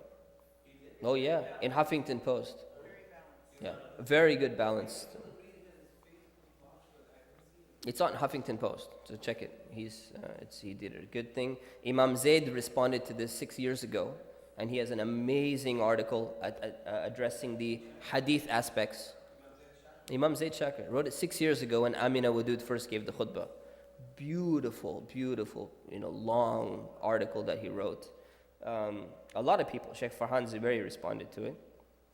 Sister Muslim, Sheikha Muslima Permal responded to it. Yeah, absolutely. And who else? And yeah, we mentioned Hussam. Yeah, very good, good. Alhamdulillah, huh? Yeah, I just said Sheikh Farhan.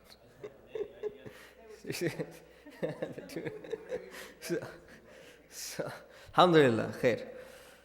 Should we continue? It's all good. We just end it right now. Okay, good. So let's continue since we generally ignore Ali's comments. So let's go ahead. Bismillah, alhamdulillah, wa salatu wa salamu ala rasulillah. Hudhayfa ibn al-Yaman. Hudhayfa was from Mecca, but he actually grew up in Yathrib.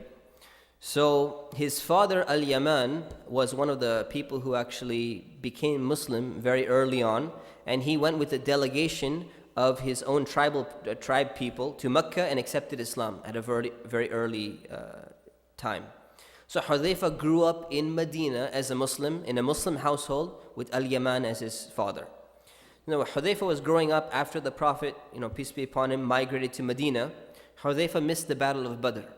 Now usually, none of the companions would be missing any of these battles while they're living in Medina, right? So why did Hudhayfa miss Badr? Because him and his father, Al-Yaman, they actually were on a journey somewhere. And when they were on their way back, they encountered the Quraysh while they were on their way towards Medina in order for the battle to take place. So when they encountered them, they asked them, where are you going? And they say, we're just going to Medina. He said, you're going back to help the Prophet and help the Muslims and all that. And they said, no, we just want to go to Medina. And he said, we're not going to let you go. He said, we just want to go to Medina, we're not going to do anything else. So the Quraysh forcefully took an oath that you have to swear that you will not help the Muslims if we allow you to go back to Medina. Now this is the Quraysh, you can understand their position, right? Every man makes a difference. So don't allow these people, and they don't know if they're Muslim or not. They could potentially be Muslim, potentially they couldn't be Muslim, right? You have no idea. So don't allow them back into Medina because they might be another fighting force. So they made them swear on oath that they will not help the Prophet fight the Quraysh if they go back. So when they went back, they told the Prophet, and they said, they made us take an oath that we're not allowed to fight. So what should we do? Should we keep the oath, or should we be out there on the battlefield and this oath doesn't matter because they're trying to destroy Islam? So in war, you can go ahead and make a promise or something like that. In this circumstance, the Prophet ﷺ told them, keep your oath and don't join us in the battle. You made an oath to them, you keep your oath in this case. Right? So they missed the battle of Badr. And they were excused from that because this was the Prophet's suggestion. In the battle of Uhud, Al-Yaman, Hudhayfa's father, he was an older man, so they left him with the non-combatants, the people who were not fighting in the battle, and because of his old age. So he was staying with them, and so was another elderly man. And after they saw what was going on in the battle of Uhud, and how the Muslims were losing and everything, they said, hey, we need to get over there, and we need to help them. And you know what, if other people are dying, we should go and attain martyrdom as well. This was their mentality. So they went out and they decided, we're going to join the battle. So they went out and joined the battle, and Al-Yaman, probably because he was dressed a little bit differently, because he didn't come out prepared to be part of the army. He was supposed to remain behind. So he went out there, and when you're in the heat of battle, sometimes it's hard to figure out who's a Muslim and who's dressed in this part of the army, in that part of the army. They did not have very sophisticated gear that delineated and marked which side is which. So what happened was, when he joined the battle, he was accidentally killed by the Muslims, who didn't even recognize who he was. And Hudhayfa was witnessing his own father being killed by the Muslims at the Battle of Uhud. So imagine his feeling. He's shouting, my father, that's my father.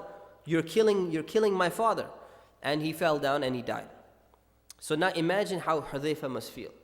Imagine what you would do if you were in that situation. Many people, they would have this resentment, they would have this anger, they would have this frustration. What kind of Muslims are these? They killed my father, and he was an innocent man, and he was always a good Muslim, and look at you people, and get upset or something like that.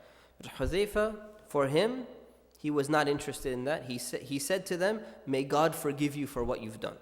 Right? This was a mistake, it was an accident. This, may God forgive you. He didn't get upset, he didn't go crazy or something.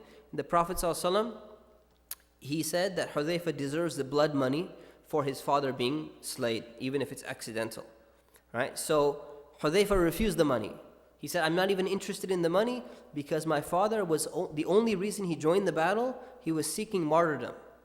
And he got what he wanted, therefore I'm not in need of this blood money. So he pardoned the blood money as well. He's not interested in any of these things. So for him, he's saying, inshallah, hopefully my father was on the battlefield, he counts as a martyr, and for me that's a success, and for him that's a success. Because he knew his father best, right?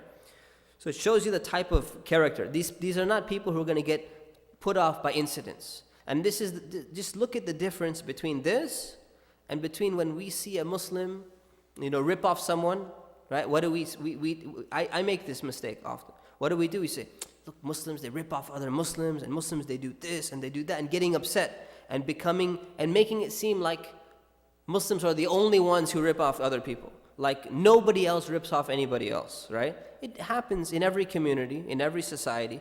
We don't need to sit there and focus and saying, oh, look at this problem, look at that problem. We look at it, we try to fix it, and we move on. And this is what Hudhayfa was. He was someone who had encountered such a difficulty, such a difficult problem in his life, he didn't let it get to him, and he moved on with his life. Right? Because Islam was the number one thing in his mind. He didn't want to get involved in personalities and this should have happened and this could have happened and all of these things. So a great role model and a great example in how to deal with those difficulties. The Prophet ﷺ confided in him the names of the hypocrites for a few reasons. Number one, because he saw that Hudhayfa was very intelligent. Number two, he saw that he was very loyal and responsible, and he's not going to disclose the names to anybody else. And number three, the reason why he told him the names of the hypocrites who are in Medina, so that he could watch them and he could report in, tell the Prophet what they're doing, and to protect Muslims from the plots that the hypocrites are going through. Right? So how does the Prophet know who the hypocrites are? Through revelation. Right? So through revelation, he knows who the hypocrites are. Why didn't the Prophet expose the hypocrites? We had talked about this in a previous class.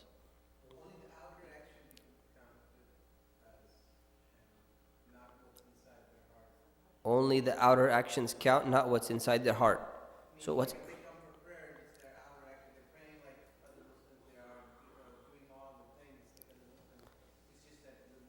So the question is why? The Prophet knew who the hypocrites were.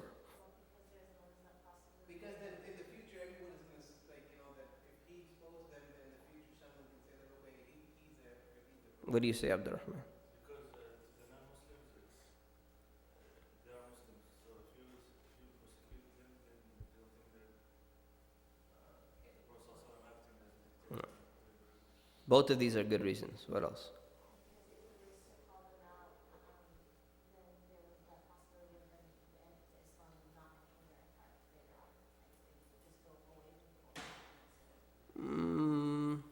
That's a possibility, but that's not one of the strongest reasons. I'm not sure if this is what the brother said. I can understand what was said, but if they were killed, then people could say, well, why did you kill them? They didn't outwardly do anything. You had no proof that they committed a crime. Right. Or something. So people could say that, oh, the Prophet. That's exactly what he said. Yeah. Speak English next time instead of Arabic. Just kidding. All right, yeah.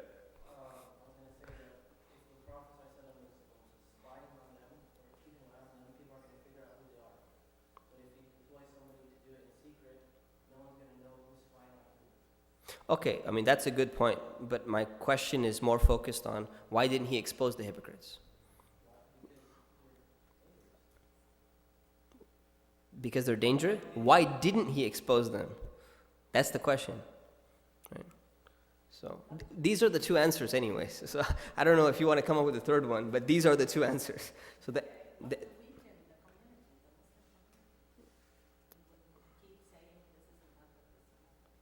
how would you weaken the community if you get rid of hypocrites? Perhaps. Maybe what you mean, so let me recap what they both said. So one, we need to learn how to deal with hypocrites in the future, right? And we cannot know what's in their hearts.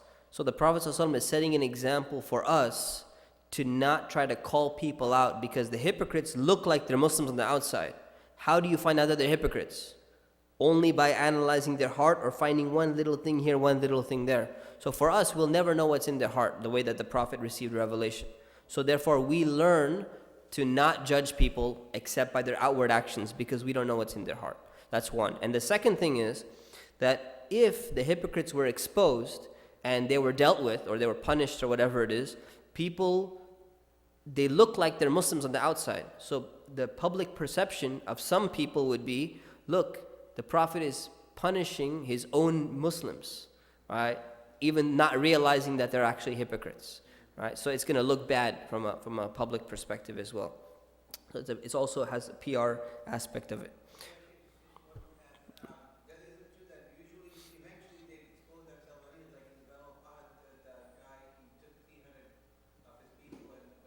Yeah, so many of them ended up exposing themselves. Yeah, that's right. Many of them did. Not all of them, but many of them. Right. So the Prophet ﷺ gave Hudhayfa the names of the hypocrites. So he informed him of, this, so that he can make sure that he's checking out all of them, so that they're not doing anything. So the Prophet didn't expose them, but that doesn't mean he left them alone. He monitored their movements, and he was very, very cautious concerning them. But he didn't want to tell everyone else who they were.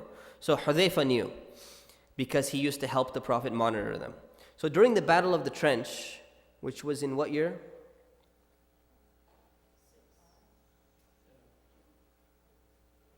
5. Right? 5. During the Battle of the Trench, why is that funny? Drink some water, man. Because you were trying to find out, and then nobody knew, so you're like, 5. Oh, she said 5. No. Even a non-CIS student said 5. So, okay. So, Battle of the Trench, okay? The Prophet ﷺ sent Hudhayfa to the enemy camp. So this is I really like this story, when you read it. Hudhayfa was, during the Battle of the Trench, it was extremely dark. This night was pitch black.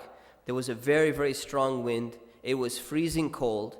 And the hypocrites start coming to the Prophet and asking him, we need to go home, my family, my wife, my kids, all these excuses. And the Prophet said, okay, go. Whoever needs to go home, you can go home. Because it was very, very difficult to stay on the front lines, in front of the ditch and in front of the trench and all that during this time. So the Prophet ﷺ is walking through, and he's checking out the companions and seeing what's going on. He can't see anything. So he's going around and see what's happening, kind of maybe tapping a person with his foot or something. And then he taps one guy, and he finds Hudhayfa on the floor, huddled up in a little blanket that belongs to his wife, because he had nothing else. So imagine the guy's just freezing. It's really, really cold, and he's just crouched on the floor and just sitting there in his little blanket. Doesn't want to move anywhere because it's so cold. So the Prophet ﷺ said, Hudhayfa, get up. We have a mission for you. He sends him to the enemy camp of the Quraysh on the other side. Okay, during pitch black darkness, freezing cold, wind, this is a very difficult mission. He chooses Hudhayfa to do this. So he sends him over there to gather some intelligence, and he says, don't do anything while you're there. Just find out what's happening, because the Prophet ﷺ, he could tell. He knew something is going on, right? Something doesn't seem normal. It looks like something's happening. So go and find out what's happening in the enemy camp, right? And give me the news and come back. So Hudhayfa goes, and when he gets there, obviously there's going to be a fire around the enemy camp, right? If the fire can light. It's really windy, so maybe there wasn't even a fire, right? Probably taking place. extremely, dark. People can't see anything. So Abu Sufyan was the leader at that time in the battle, right? Leading the Quraysh in the battle. So all the enemy soldiers are there, and he goes into the camp and sits down and finds the leader, Abu Sufyan, and everyone else, sits down along with the enemy soldiers to figure out what's going on. So Abu Sufyan, after a while, he gets up and he starts making an announcement. And he says, before I make this announcement, very important news, make sure that there's no, everyone is from the Quraysh amongst us. There's no enemies from the other side that made it into this camp. So Abu Sufyan is smart too. So he says, everyone check the guy next to you to make sure that he's from our army and he's not some spy from the other side of the army. So the moment Hudhayfa heard this, he immediately reacted and he grabbed the guy next to him and said, hey, who are you? Right? So very smart. So he put the guy on the defensive.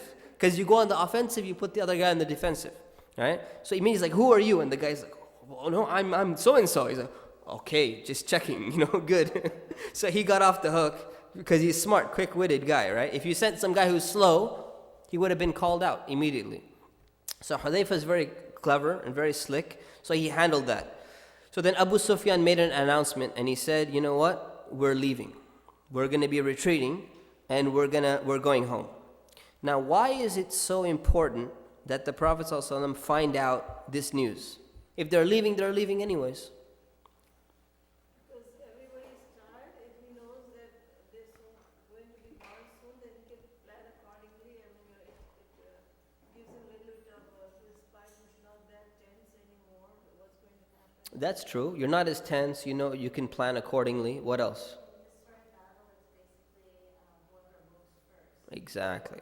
This is a battle where you're just waiting for the other person to give up, right? So whoever can last a little bit longer is the one who's going to be victorious. So when he knows that they're giving up, that's it. That means you make the announcement. We won, basically, right? It's one of those things where you just need to beat the enemy just by a little bit more patience than the other side. So this is why it was very important to get this intelligence. So Hudhayfa comes back. He finally makes it back at right before Fajr time, very late at night. And he tells the Prophet ﷺ what happened, gives him the news. And then the Prophet puts a blanket on him, covers him up, and he goes to sleep and he wakes up later on because he spent the whole night in the enemy camp. There's a longer story, to this.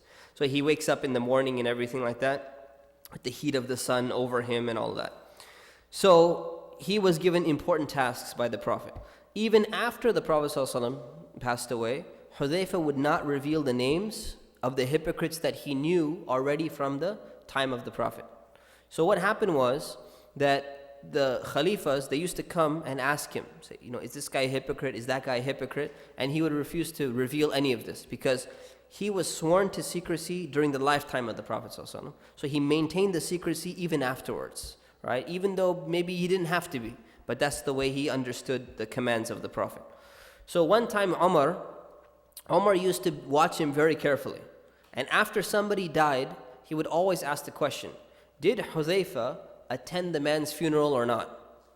Because he knew Hudhayfa is not going to attend the funeral of a hypocrite. So he only found out who the hypocrite was after he died. And then he said, I had a feeling that guy was a hypocrite. Hudhayfa wasn't there at the funeral, right? He refused to go. So that means that guy was one of the hypocrites. So that's one way that Umar used to indirectly find out. So one time Umar came and he asked Hudhayfa, he said, look, can you tell me if any of the governors that I've appointed, if any of them is a hypocrite that the Prophet ﷺ has pointed out? And he said, yeah, there's one. One of the governors that you appointed is a hypocrite.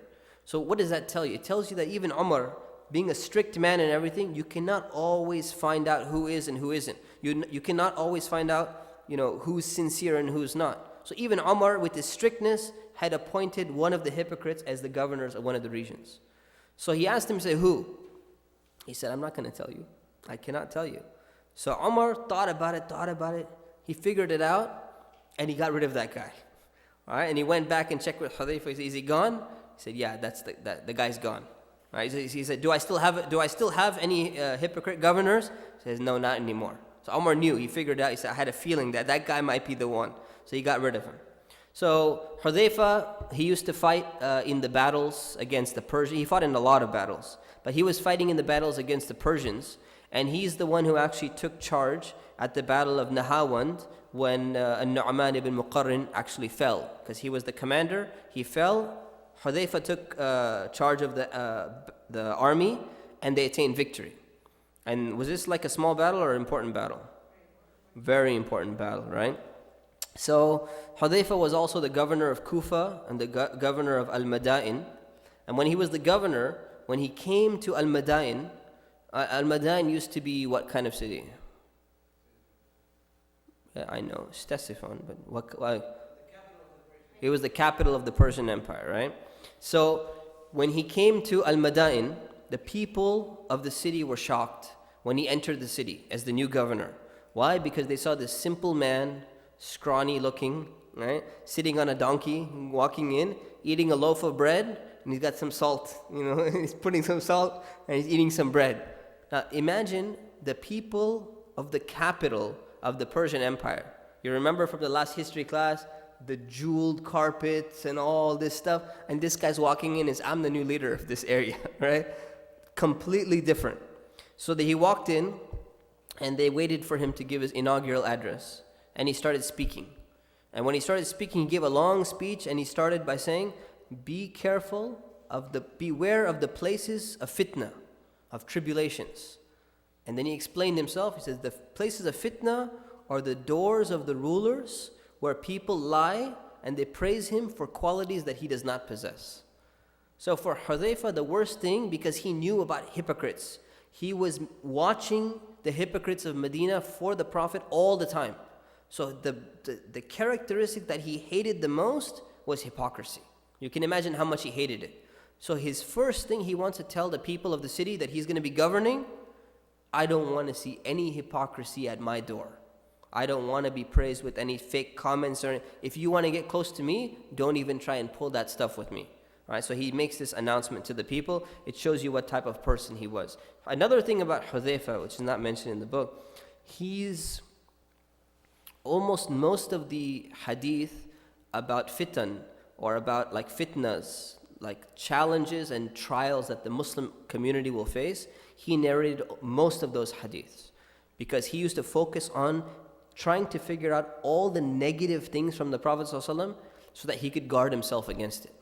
So it's interesting, like today, we had a Christian group come on Saturday, and you get this question a lot. So the Christian group says, you talked about Allah and who He is, and you talked about mercy and justice, and He's powerful and He's knowledgeable, but where's the love? I didn't hear you talk about love. And it says, we Christians, we talk about love all the time, right? So I explained to her, I said, you know what, this is a style that Christians are using now, right? They tend to just focus only on it's all about love, love, love, love. But you got to focus on all attributes, right? So what Hudhayfa was doing, just understand the opposite. For Hudhayfa, right, if you learn the evil and the negative things and the problems, you can know them so that you can avoid them and you can stay away from them. Right? So if you just focus only on the positive aspects, many of the Muslims, they would focus on the positive aspects, not want to focus so much on the negative aspects. He was a specialist, always asking the Prophet, what's going to happen in this case? And will it happen like this? Will it happen like that? And these are the reports that he reported later on. So we have a lot of hadith from him about the fitnas that are going to take place, tribulations that the ummah is going to face later on. Because he wanted to know what they are so that he could avoid them. Right, so this is Hudhayfa ibn al-Yaman. Questions about Hudhayfa? No questions. Is it true that he was, the questions that he asked the Prophet about the negative, did that have to do with the Day of Judgment?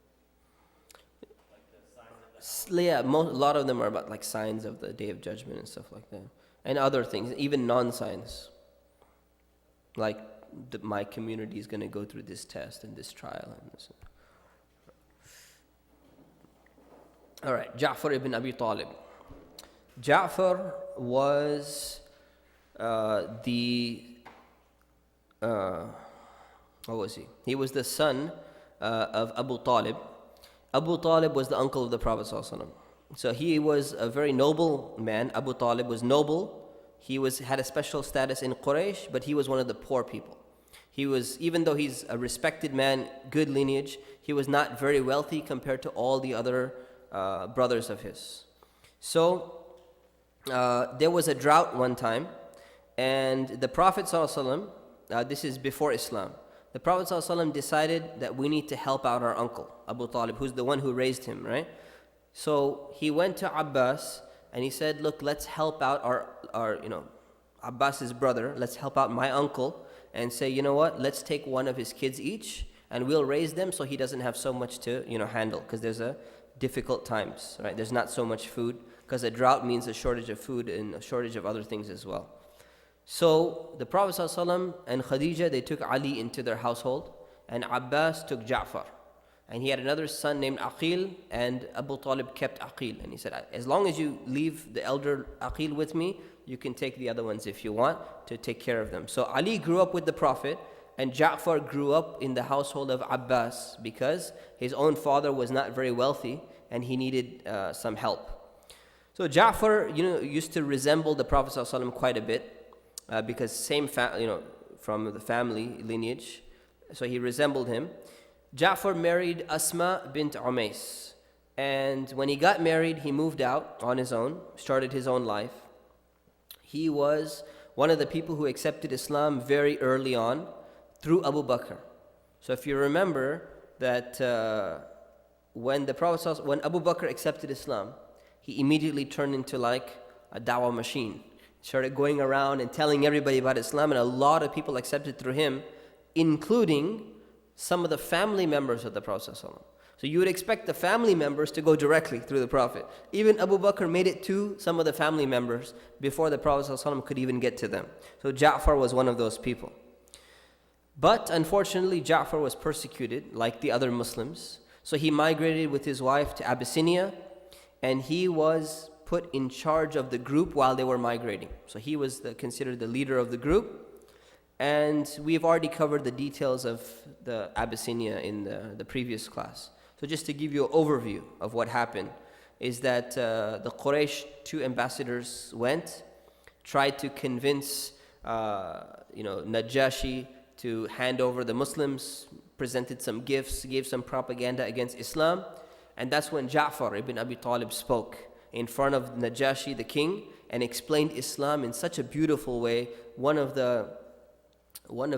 analyzed it in a lot of detail, if you recall, or just check the videos if you don't recall, that this is a beautiful way of explaining Islam, even in the modern day. Which qualities of Islam do you start with?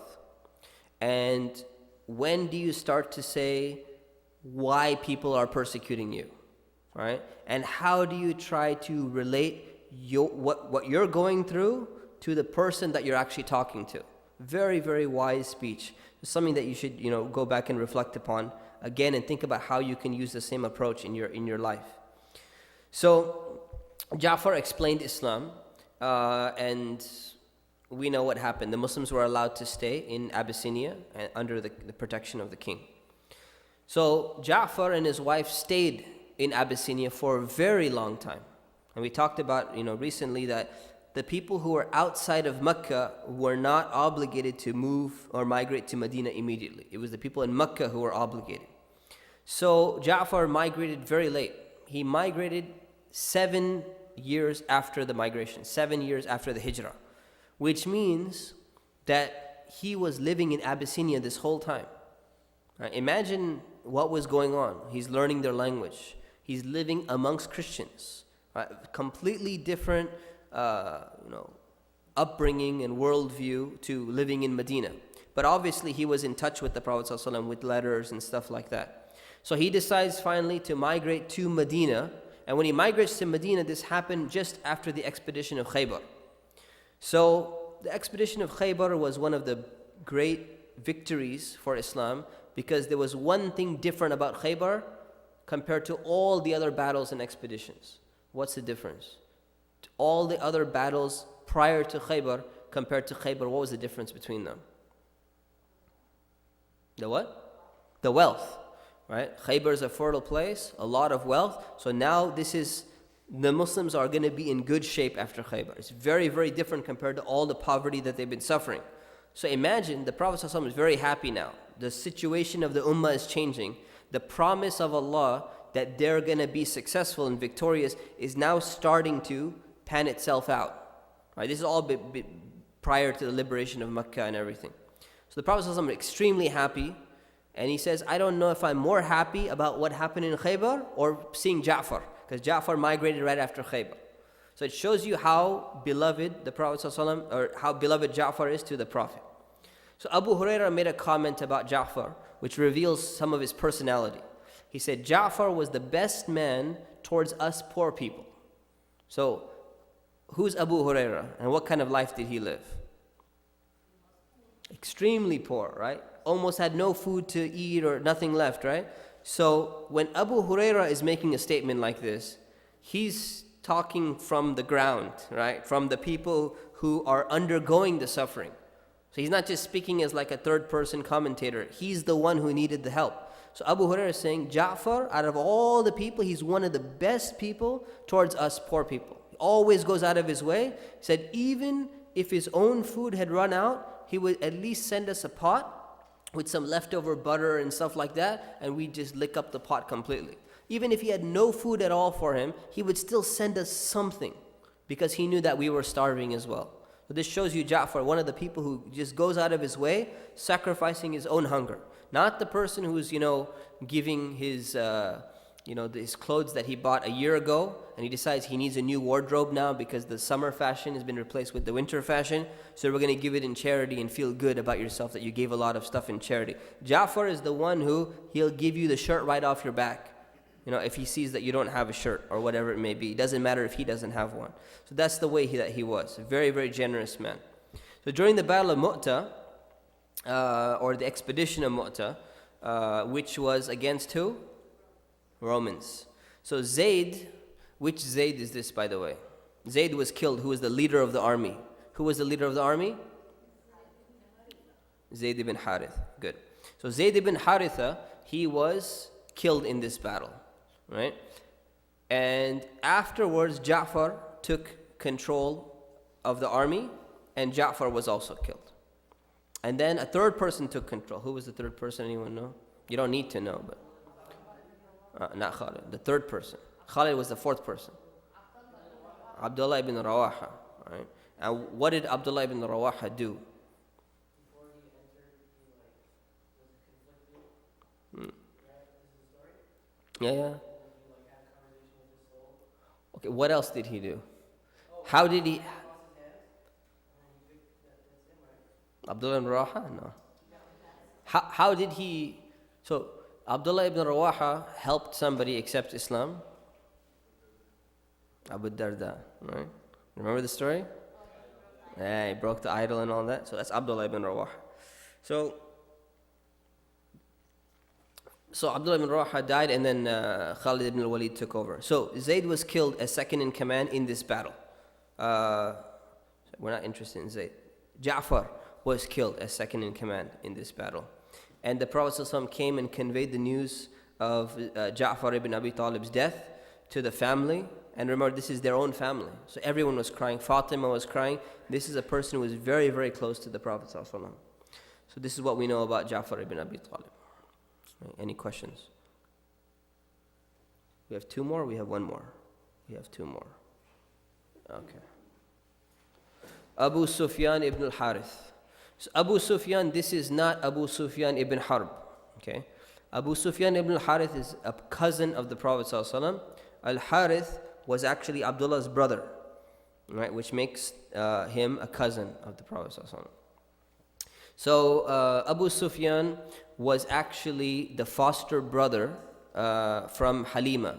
So Halima was the person who took care of the Prophet when he was young. So he was the foster brother of the Prophet. They both, suckled with Halima when they were young. So they were close friends since they were children.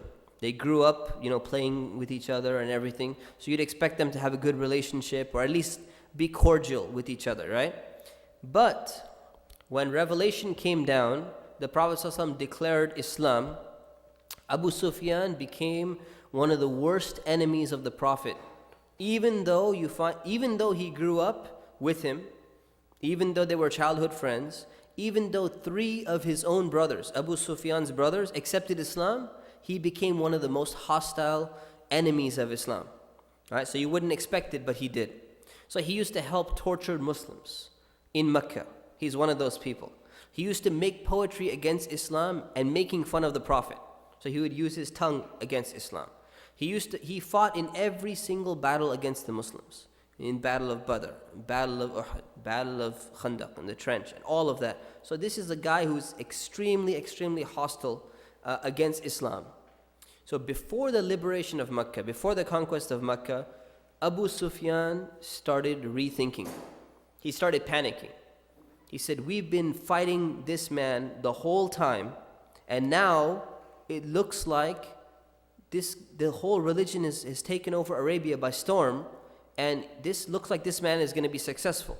And if he's successful, what's going to happen to us?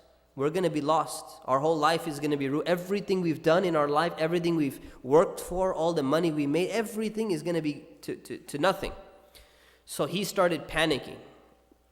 And he knew that if the Muslims are victorious over Mecca, he knew that he's not going to be spared because of all the hostility that he's actually done against Islam. Like worse than Abu Jahl, he's like one of those people, did all these bad things against Islam.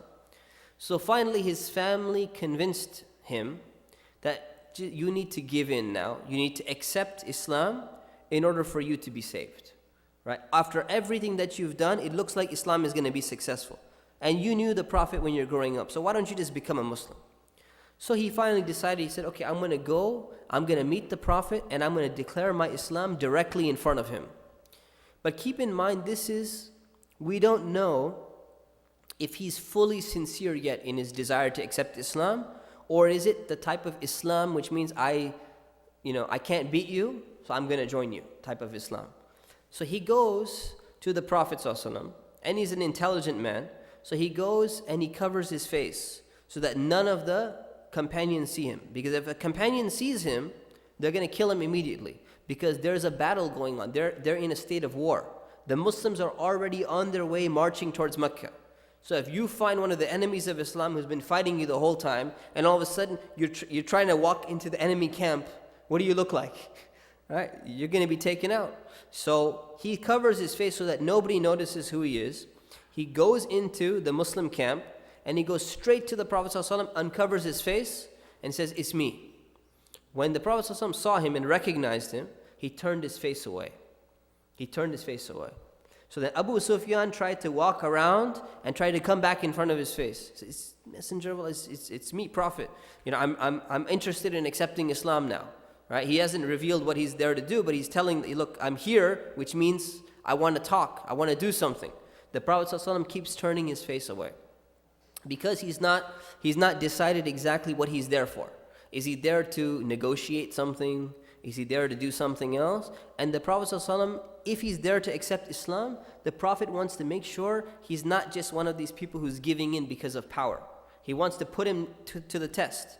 So this is a very important lesson, is that some people, they need to be put to the test to make sure to help them ensure their own sincerity. And some people, they need to be taken very easy and soft with them, because otherwise if you were harsh with them, they would be pushed away. Now Abu Sufyan is a guy who has been persecuting Muslims, torturing them, fighting against them. What kind of person do you think he is? One of the ones who needs a little toughness, or one of the ones who, if you push him just a little bit, he's going to run away and get emotional and start crying or something like that? He's the opposite. He's a tough guy. This is a really tough guy. So you don't need to treat him with with gentle gloves on. So the Prophet ﷺ decides he's going to turn away, and he's going to show him that, hey, all the stuff that you've done, great people died because of your hostility against Islam. He wants to show him this and make him really, make it enter his heart to make him realize what he's really done. Because he's still in that state where, okay, if they take over Mecca, we lost everything. We might as well just go ahead and accept Islam. That's not full sincerity yet. So he wants to make sure that he has that full sincerity. So he keeps turning his face away. And when the Muslims, they notice him doing that, they start turning away too. They don't want to see him. Say, if the Prophet doesn't want to see you, we don't want to see you either. So he starts going around to everyone. Can you help me? Talk to the Prophet on my behalf. Nobody wants to see him. He goes to his own uncle Abbas. Says, can you help me? The uncle says, even I can't help you. If you did this to the Prophet and he doesn't want to see you, even I can't help you. He goes to Ali, family member. He says, I can't help you either. No one's going to help you. So then he starts to feel bad. Now he starts to feel it. And remember, again, this is tribal mentality, right?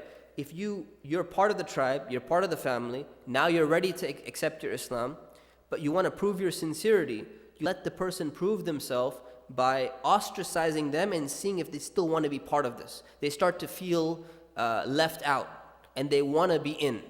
It's the opposite. I've mentioned this before. It's the opposite of what we have in today's society. Right? People always, they feel out and we need to kind of pull them in. Here it's a little bit different. You got to push him a little bit and make sure he comes back, because he's going to want to come naturally back. So he starts going and sitting down outside the tent of the Prophet ﷺ. Because remember, they're marching towards Mecca right now. They're on their way to Mecca. So he starts sitting outside the tent. Every time the Prophet ﷺ goes inside his tent and comes back out, he sees him and he turns his face away. And then they go and march somewhere else. Everywhere the Prophet ﷺ is stopping, he goes and sits down right there with his son too, to show him, look, even my son is here. Right? Use some, have mercy, my son is younger, this kind of thing. So the Prophet ﷺ is watching this, and after a while, he starts softening and saying, this guy, I can see he's putting a real effort in. This is a guy who he's showing himself to be a sincere person. So finally, the Prophet ﷺ relented, and he said, now there's no blame on you for what you've done in the past. So go ahead and enter into Islam and become one of us, and you're with us. You're one of the Muslims. So he was just testing his sincerity up until now. Abu Sufyan accepted Islam, and hold the question.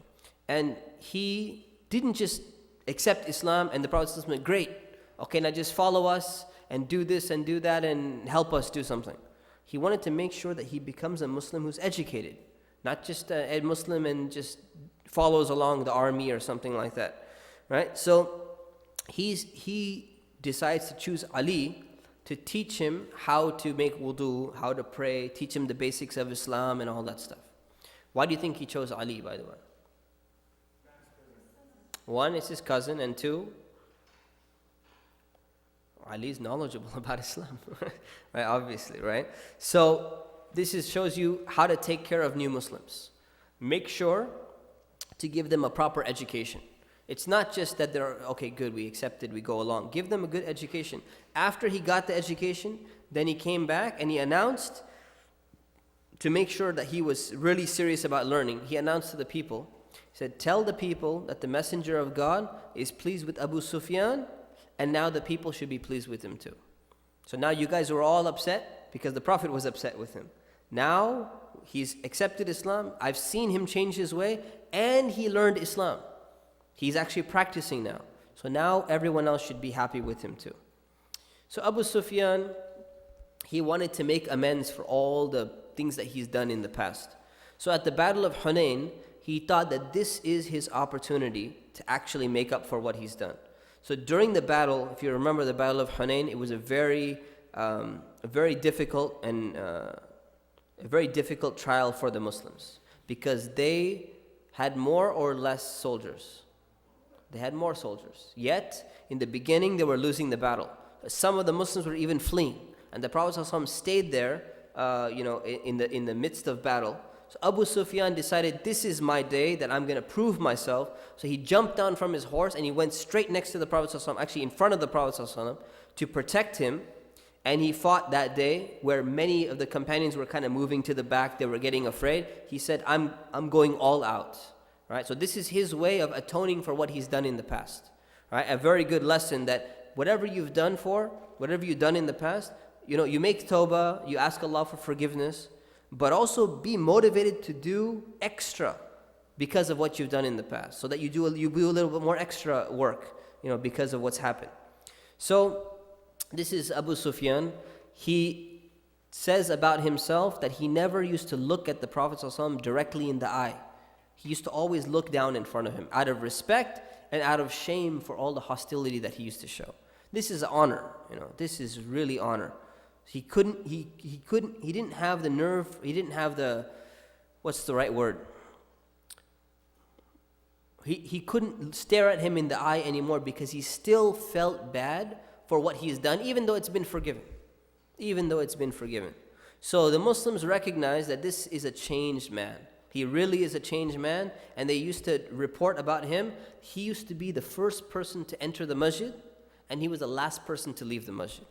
Now, if you say today, you know what, this is the first person to enter and the last person to leave, we're talking about the generation of the companions. They came very early, and they leave very late. So if he's beating most of them, it means something really big, right? So this is Abu Sufyan ibn al-Harith. Any questions? Yeah.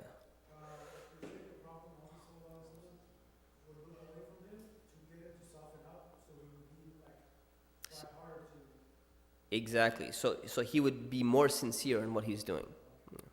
Okay. Do we know when his other brothers accepted Islam right in the beginning? I don't know. Maybe we know. I don't know. I didn't check. So, subhanAllah. Okay. Hakim ibn Hizam, the last one for today. So Hakim ibn Hizam was a nephew of Khadija, and he came from a very noble family. So this is one of the people who has a very honorable status among the Quraysh before Islam. He was actually in charge of something called the Rifada, which is the Quraysh used to have different responsibilities divided amongst the leadership of the people who are in control of Mecca, especially during the pilgrimage season. So he was in charge of giving assistance to the needy people who come for pilgrimage, taking care of them and their needs and their financial needs and all of that. So that's considered an honor as well as a responsibility. So he's in a major position of leadership. And he also owns the building, what's called Dar al-Nadwa.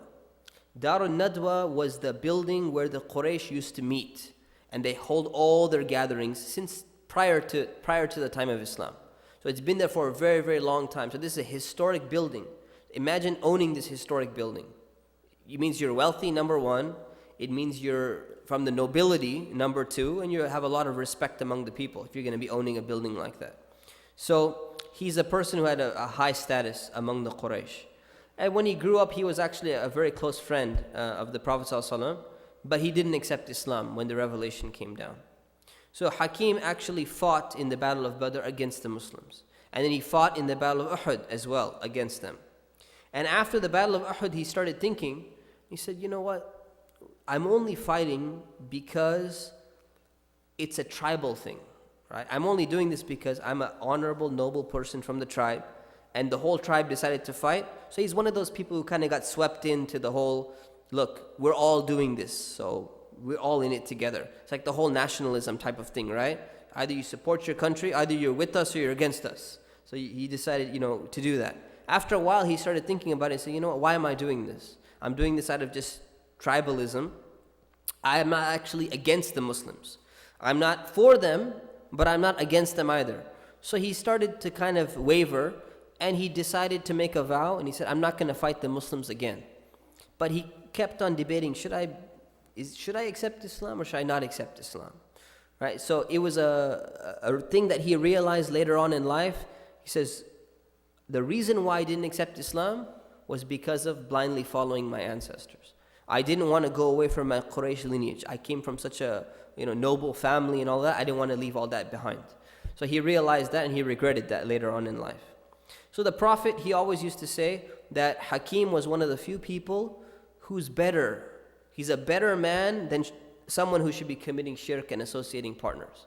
So the Prophet ﷺ, he had a few people in mind. He says, I know these people, they're better than this. They shouldn't be doing something like this. Almost like today, we look at certain people in society who are not Muslim and we say, we know that they're better than this. They're intelligent, they have a sense of justice, they have a sense of honor. They're above doing the things that they're doing.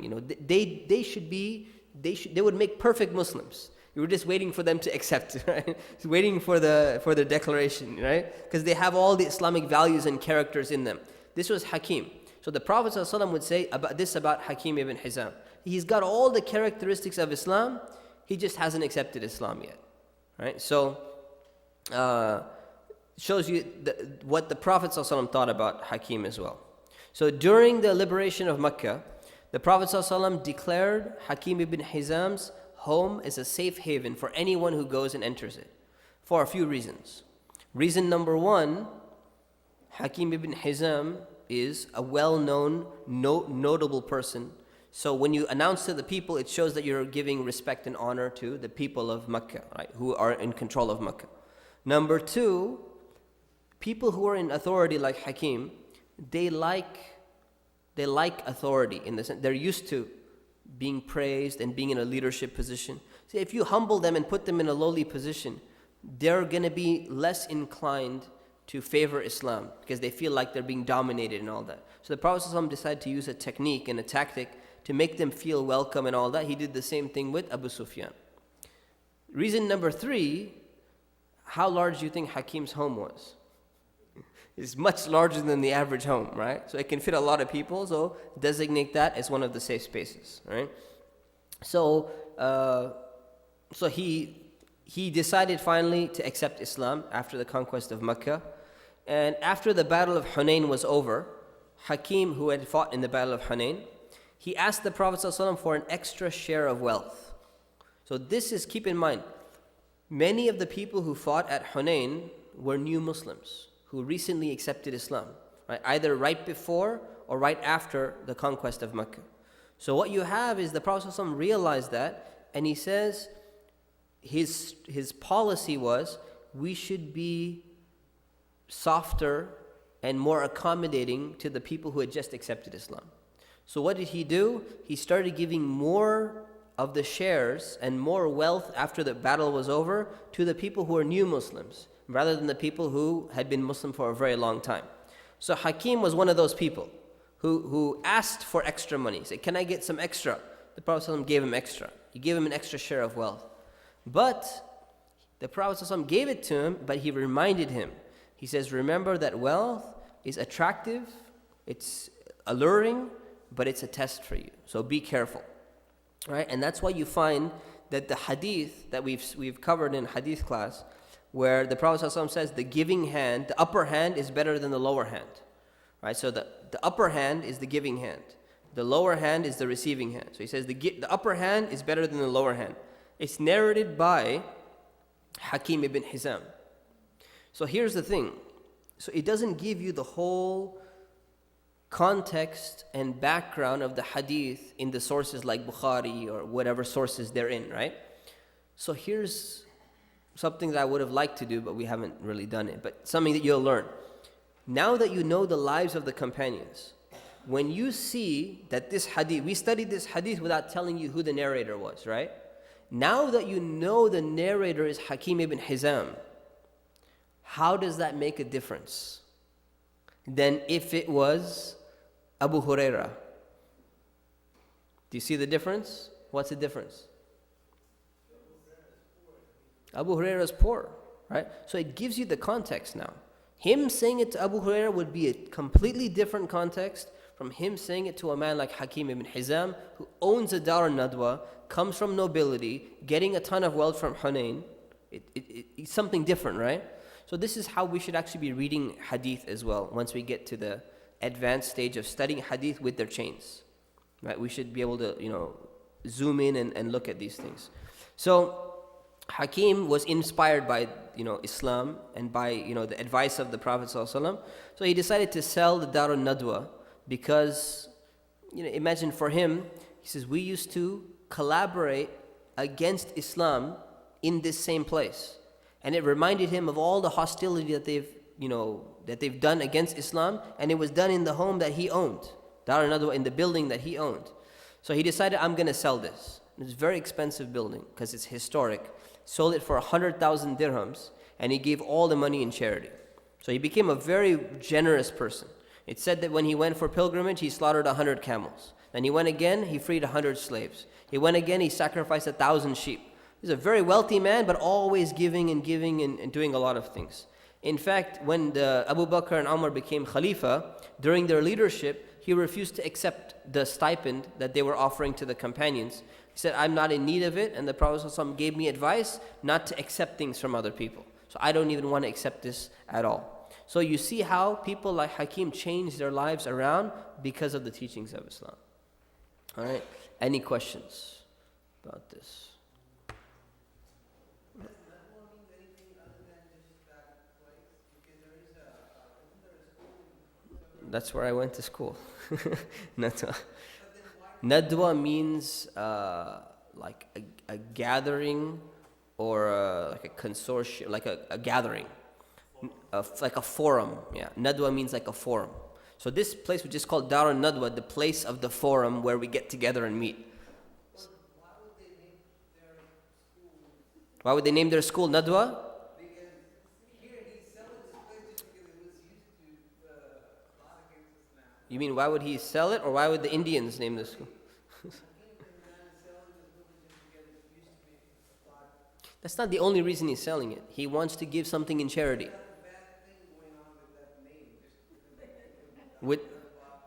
So because it's a bad building, why did the people in India call Nadwa? Yeah, I'm going to explain to you now. So here's the thing. So the school is called Nadwatul Ulama, which means the forum of scholars. Because what they wanted to do when they formed this, they said, we have a problem in our educational system. So we need to invent a new educational system by consulting all the great scholars of the community, get them together to unite them with all their difference of schools and everything. We want to unite them all together. So we're going to make this forum of scholars coming together, and that forum eventually turned into a school. That's how it happened. Make sense now? Yeah, it's not named after the building. It's the word was used. Inshallah. All right. Subhanakallahumma wa bihamdik nastaghfirukallah wa natubu ilayk. Any suggestions for a debate? Email me. Any of you are ready to debate? After the public speaking class you take next quarter, inshallah. Registration is open, inshallah. So sign up now, inshallah. Assalamu alaikum.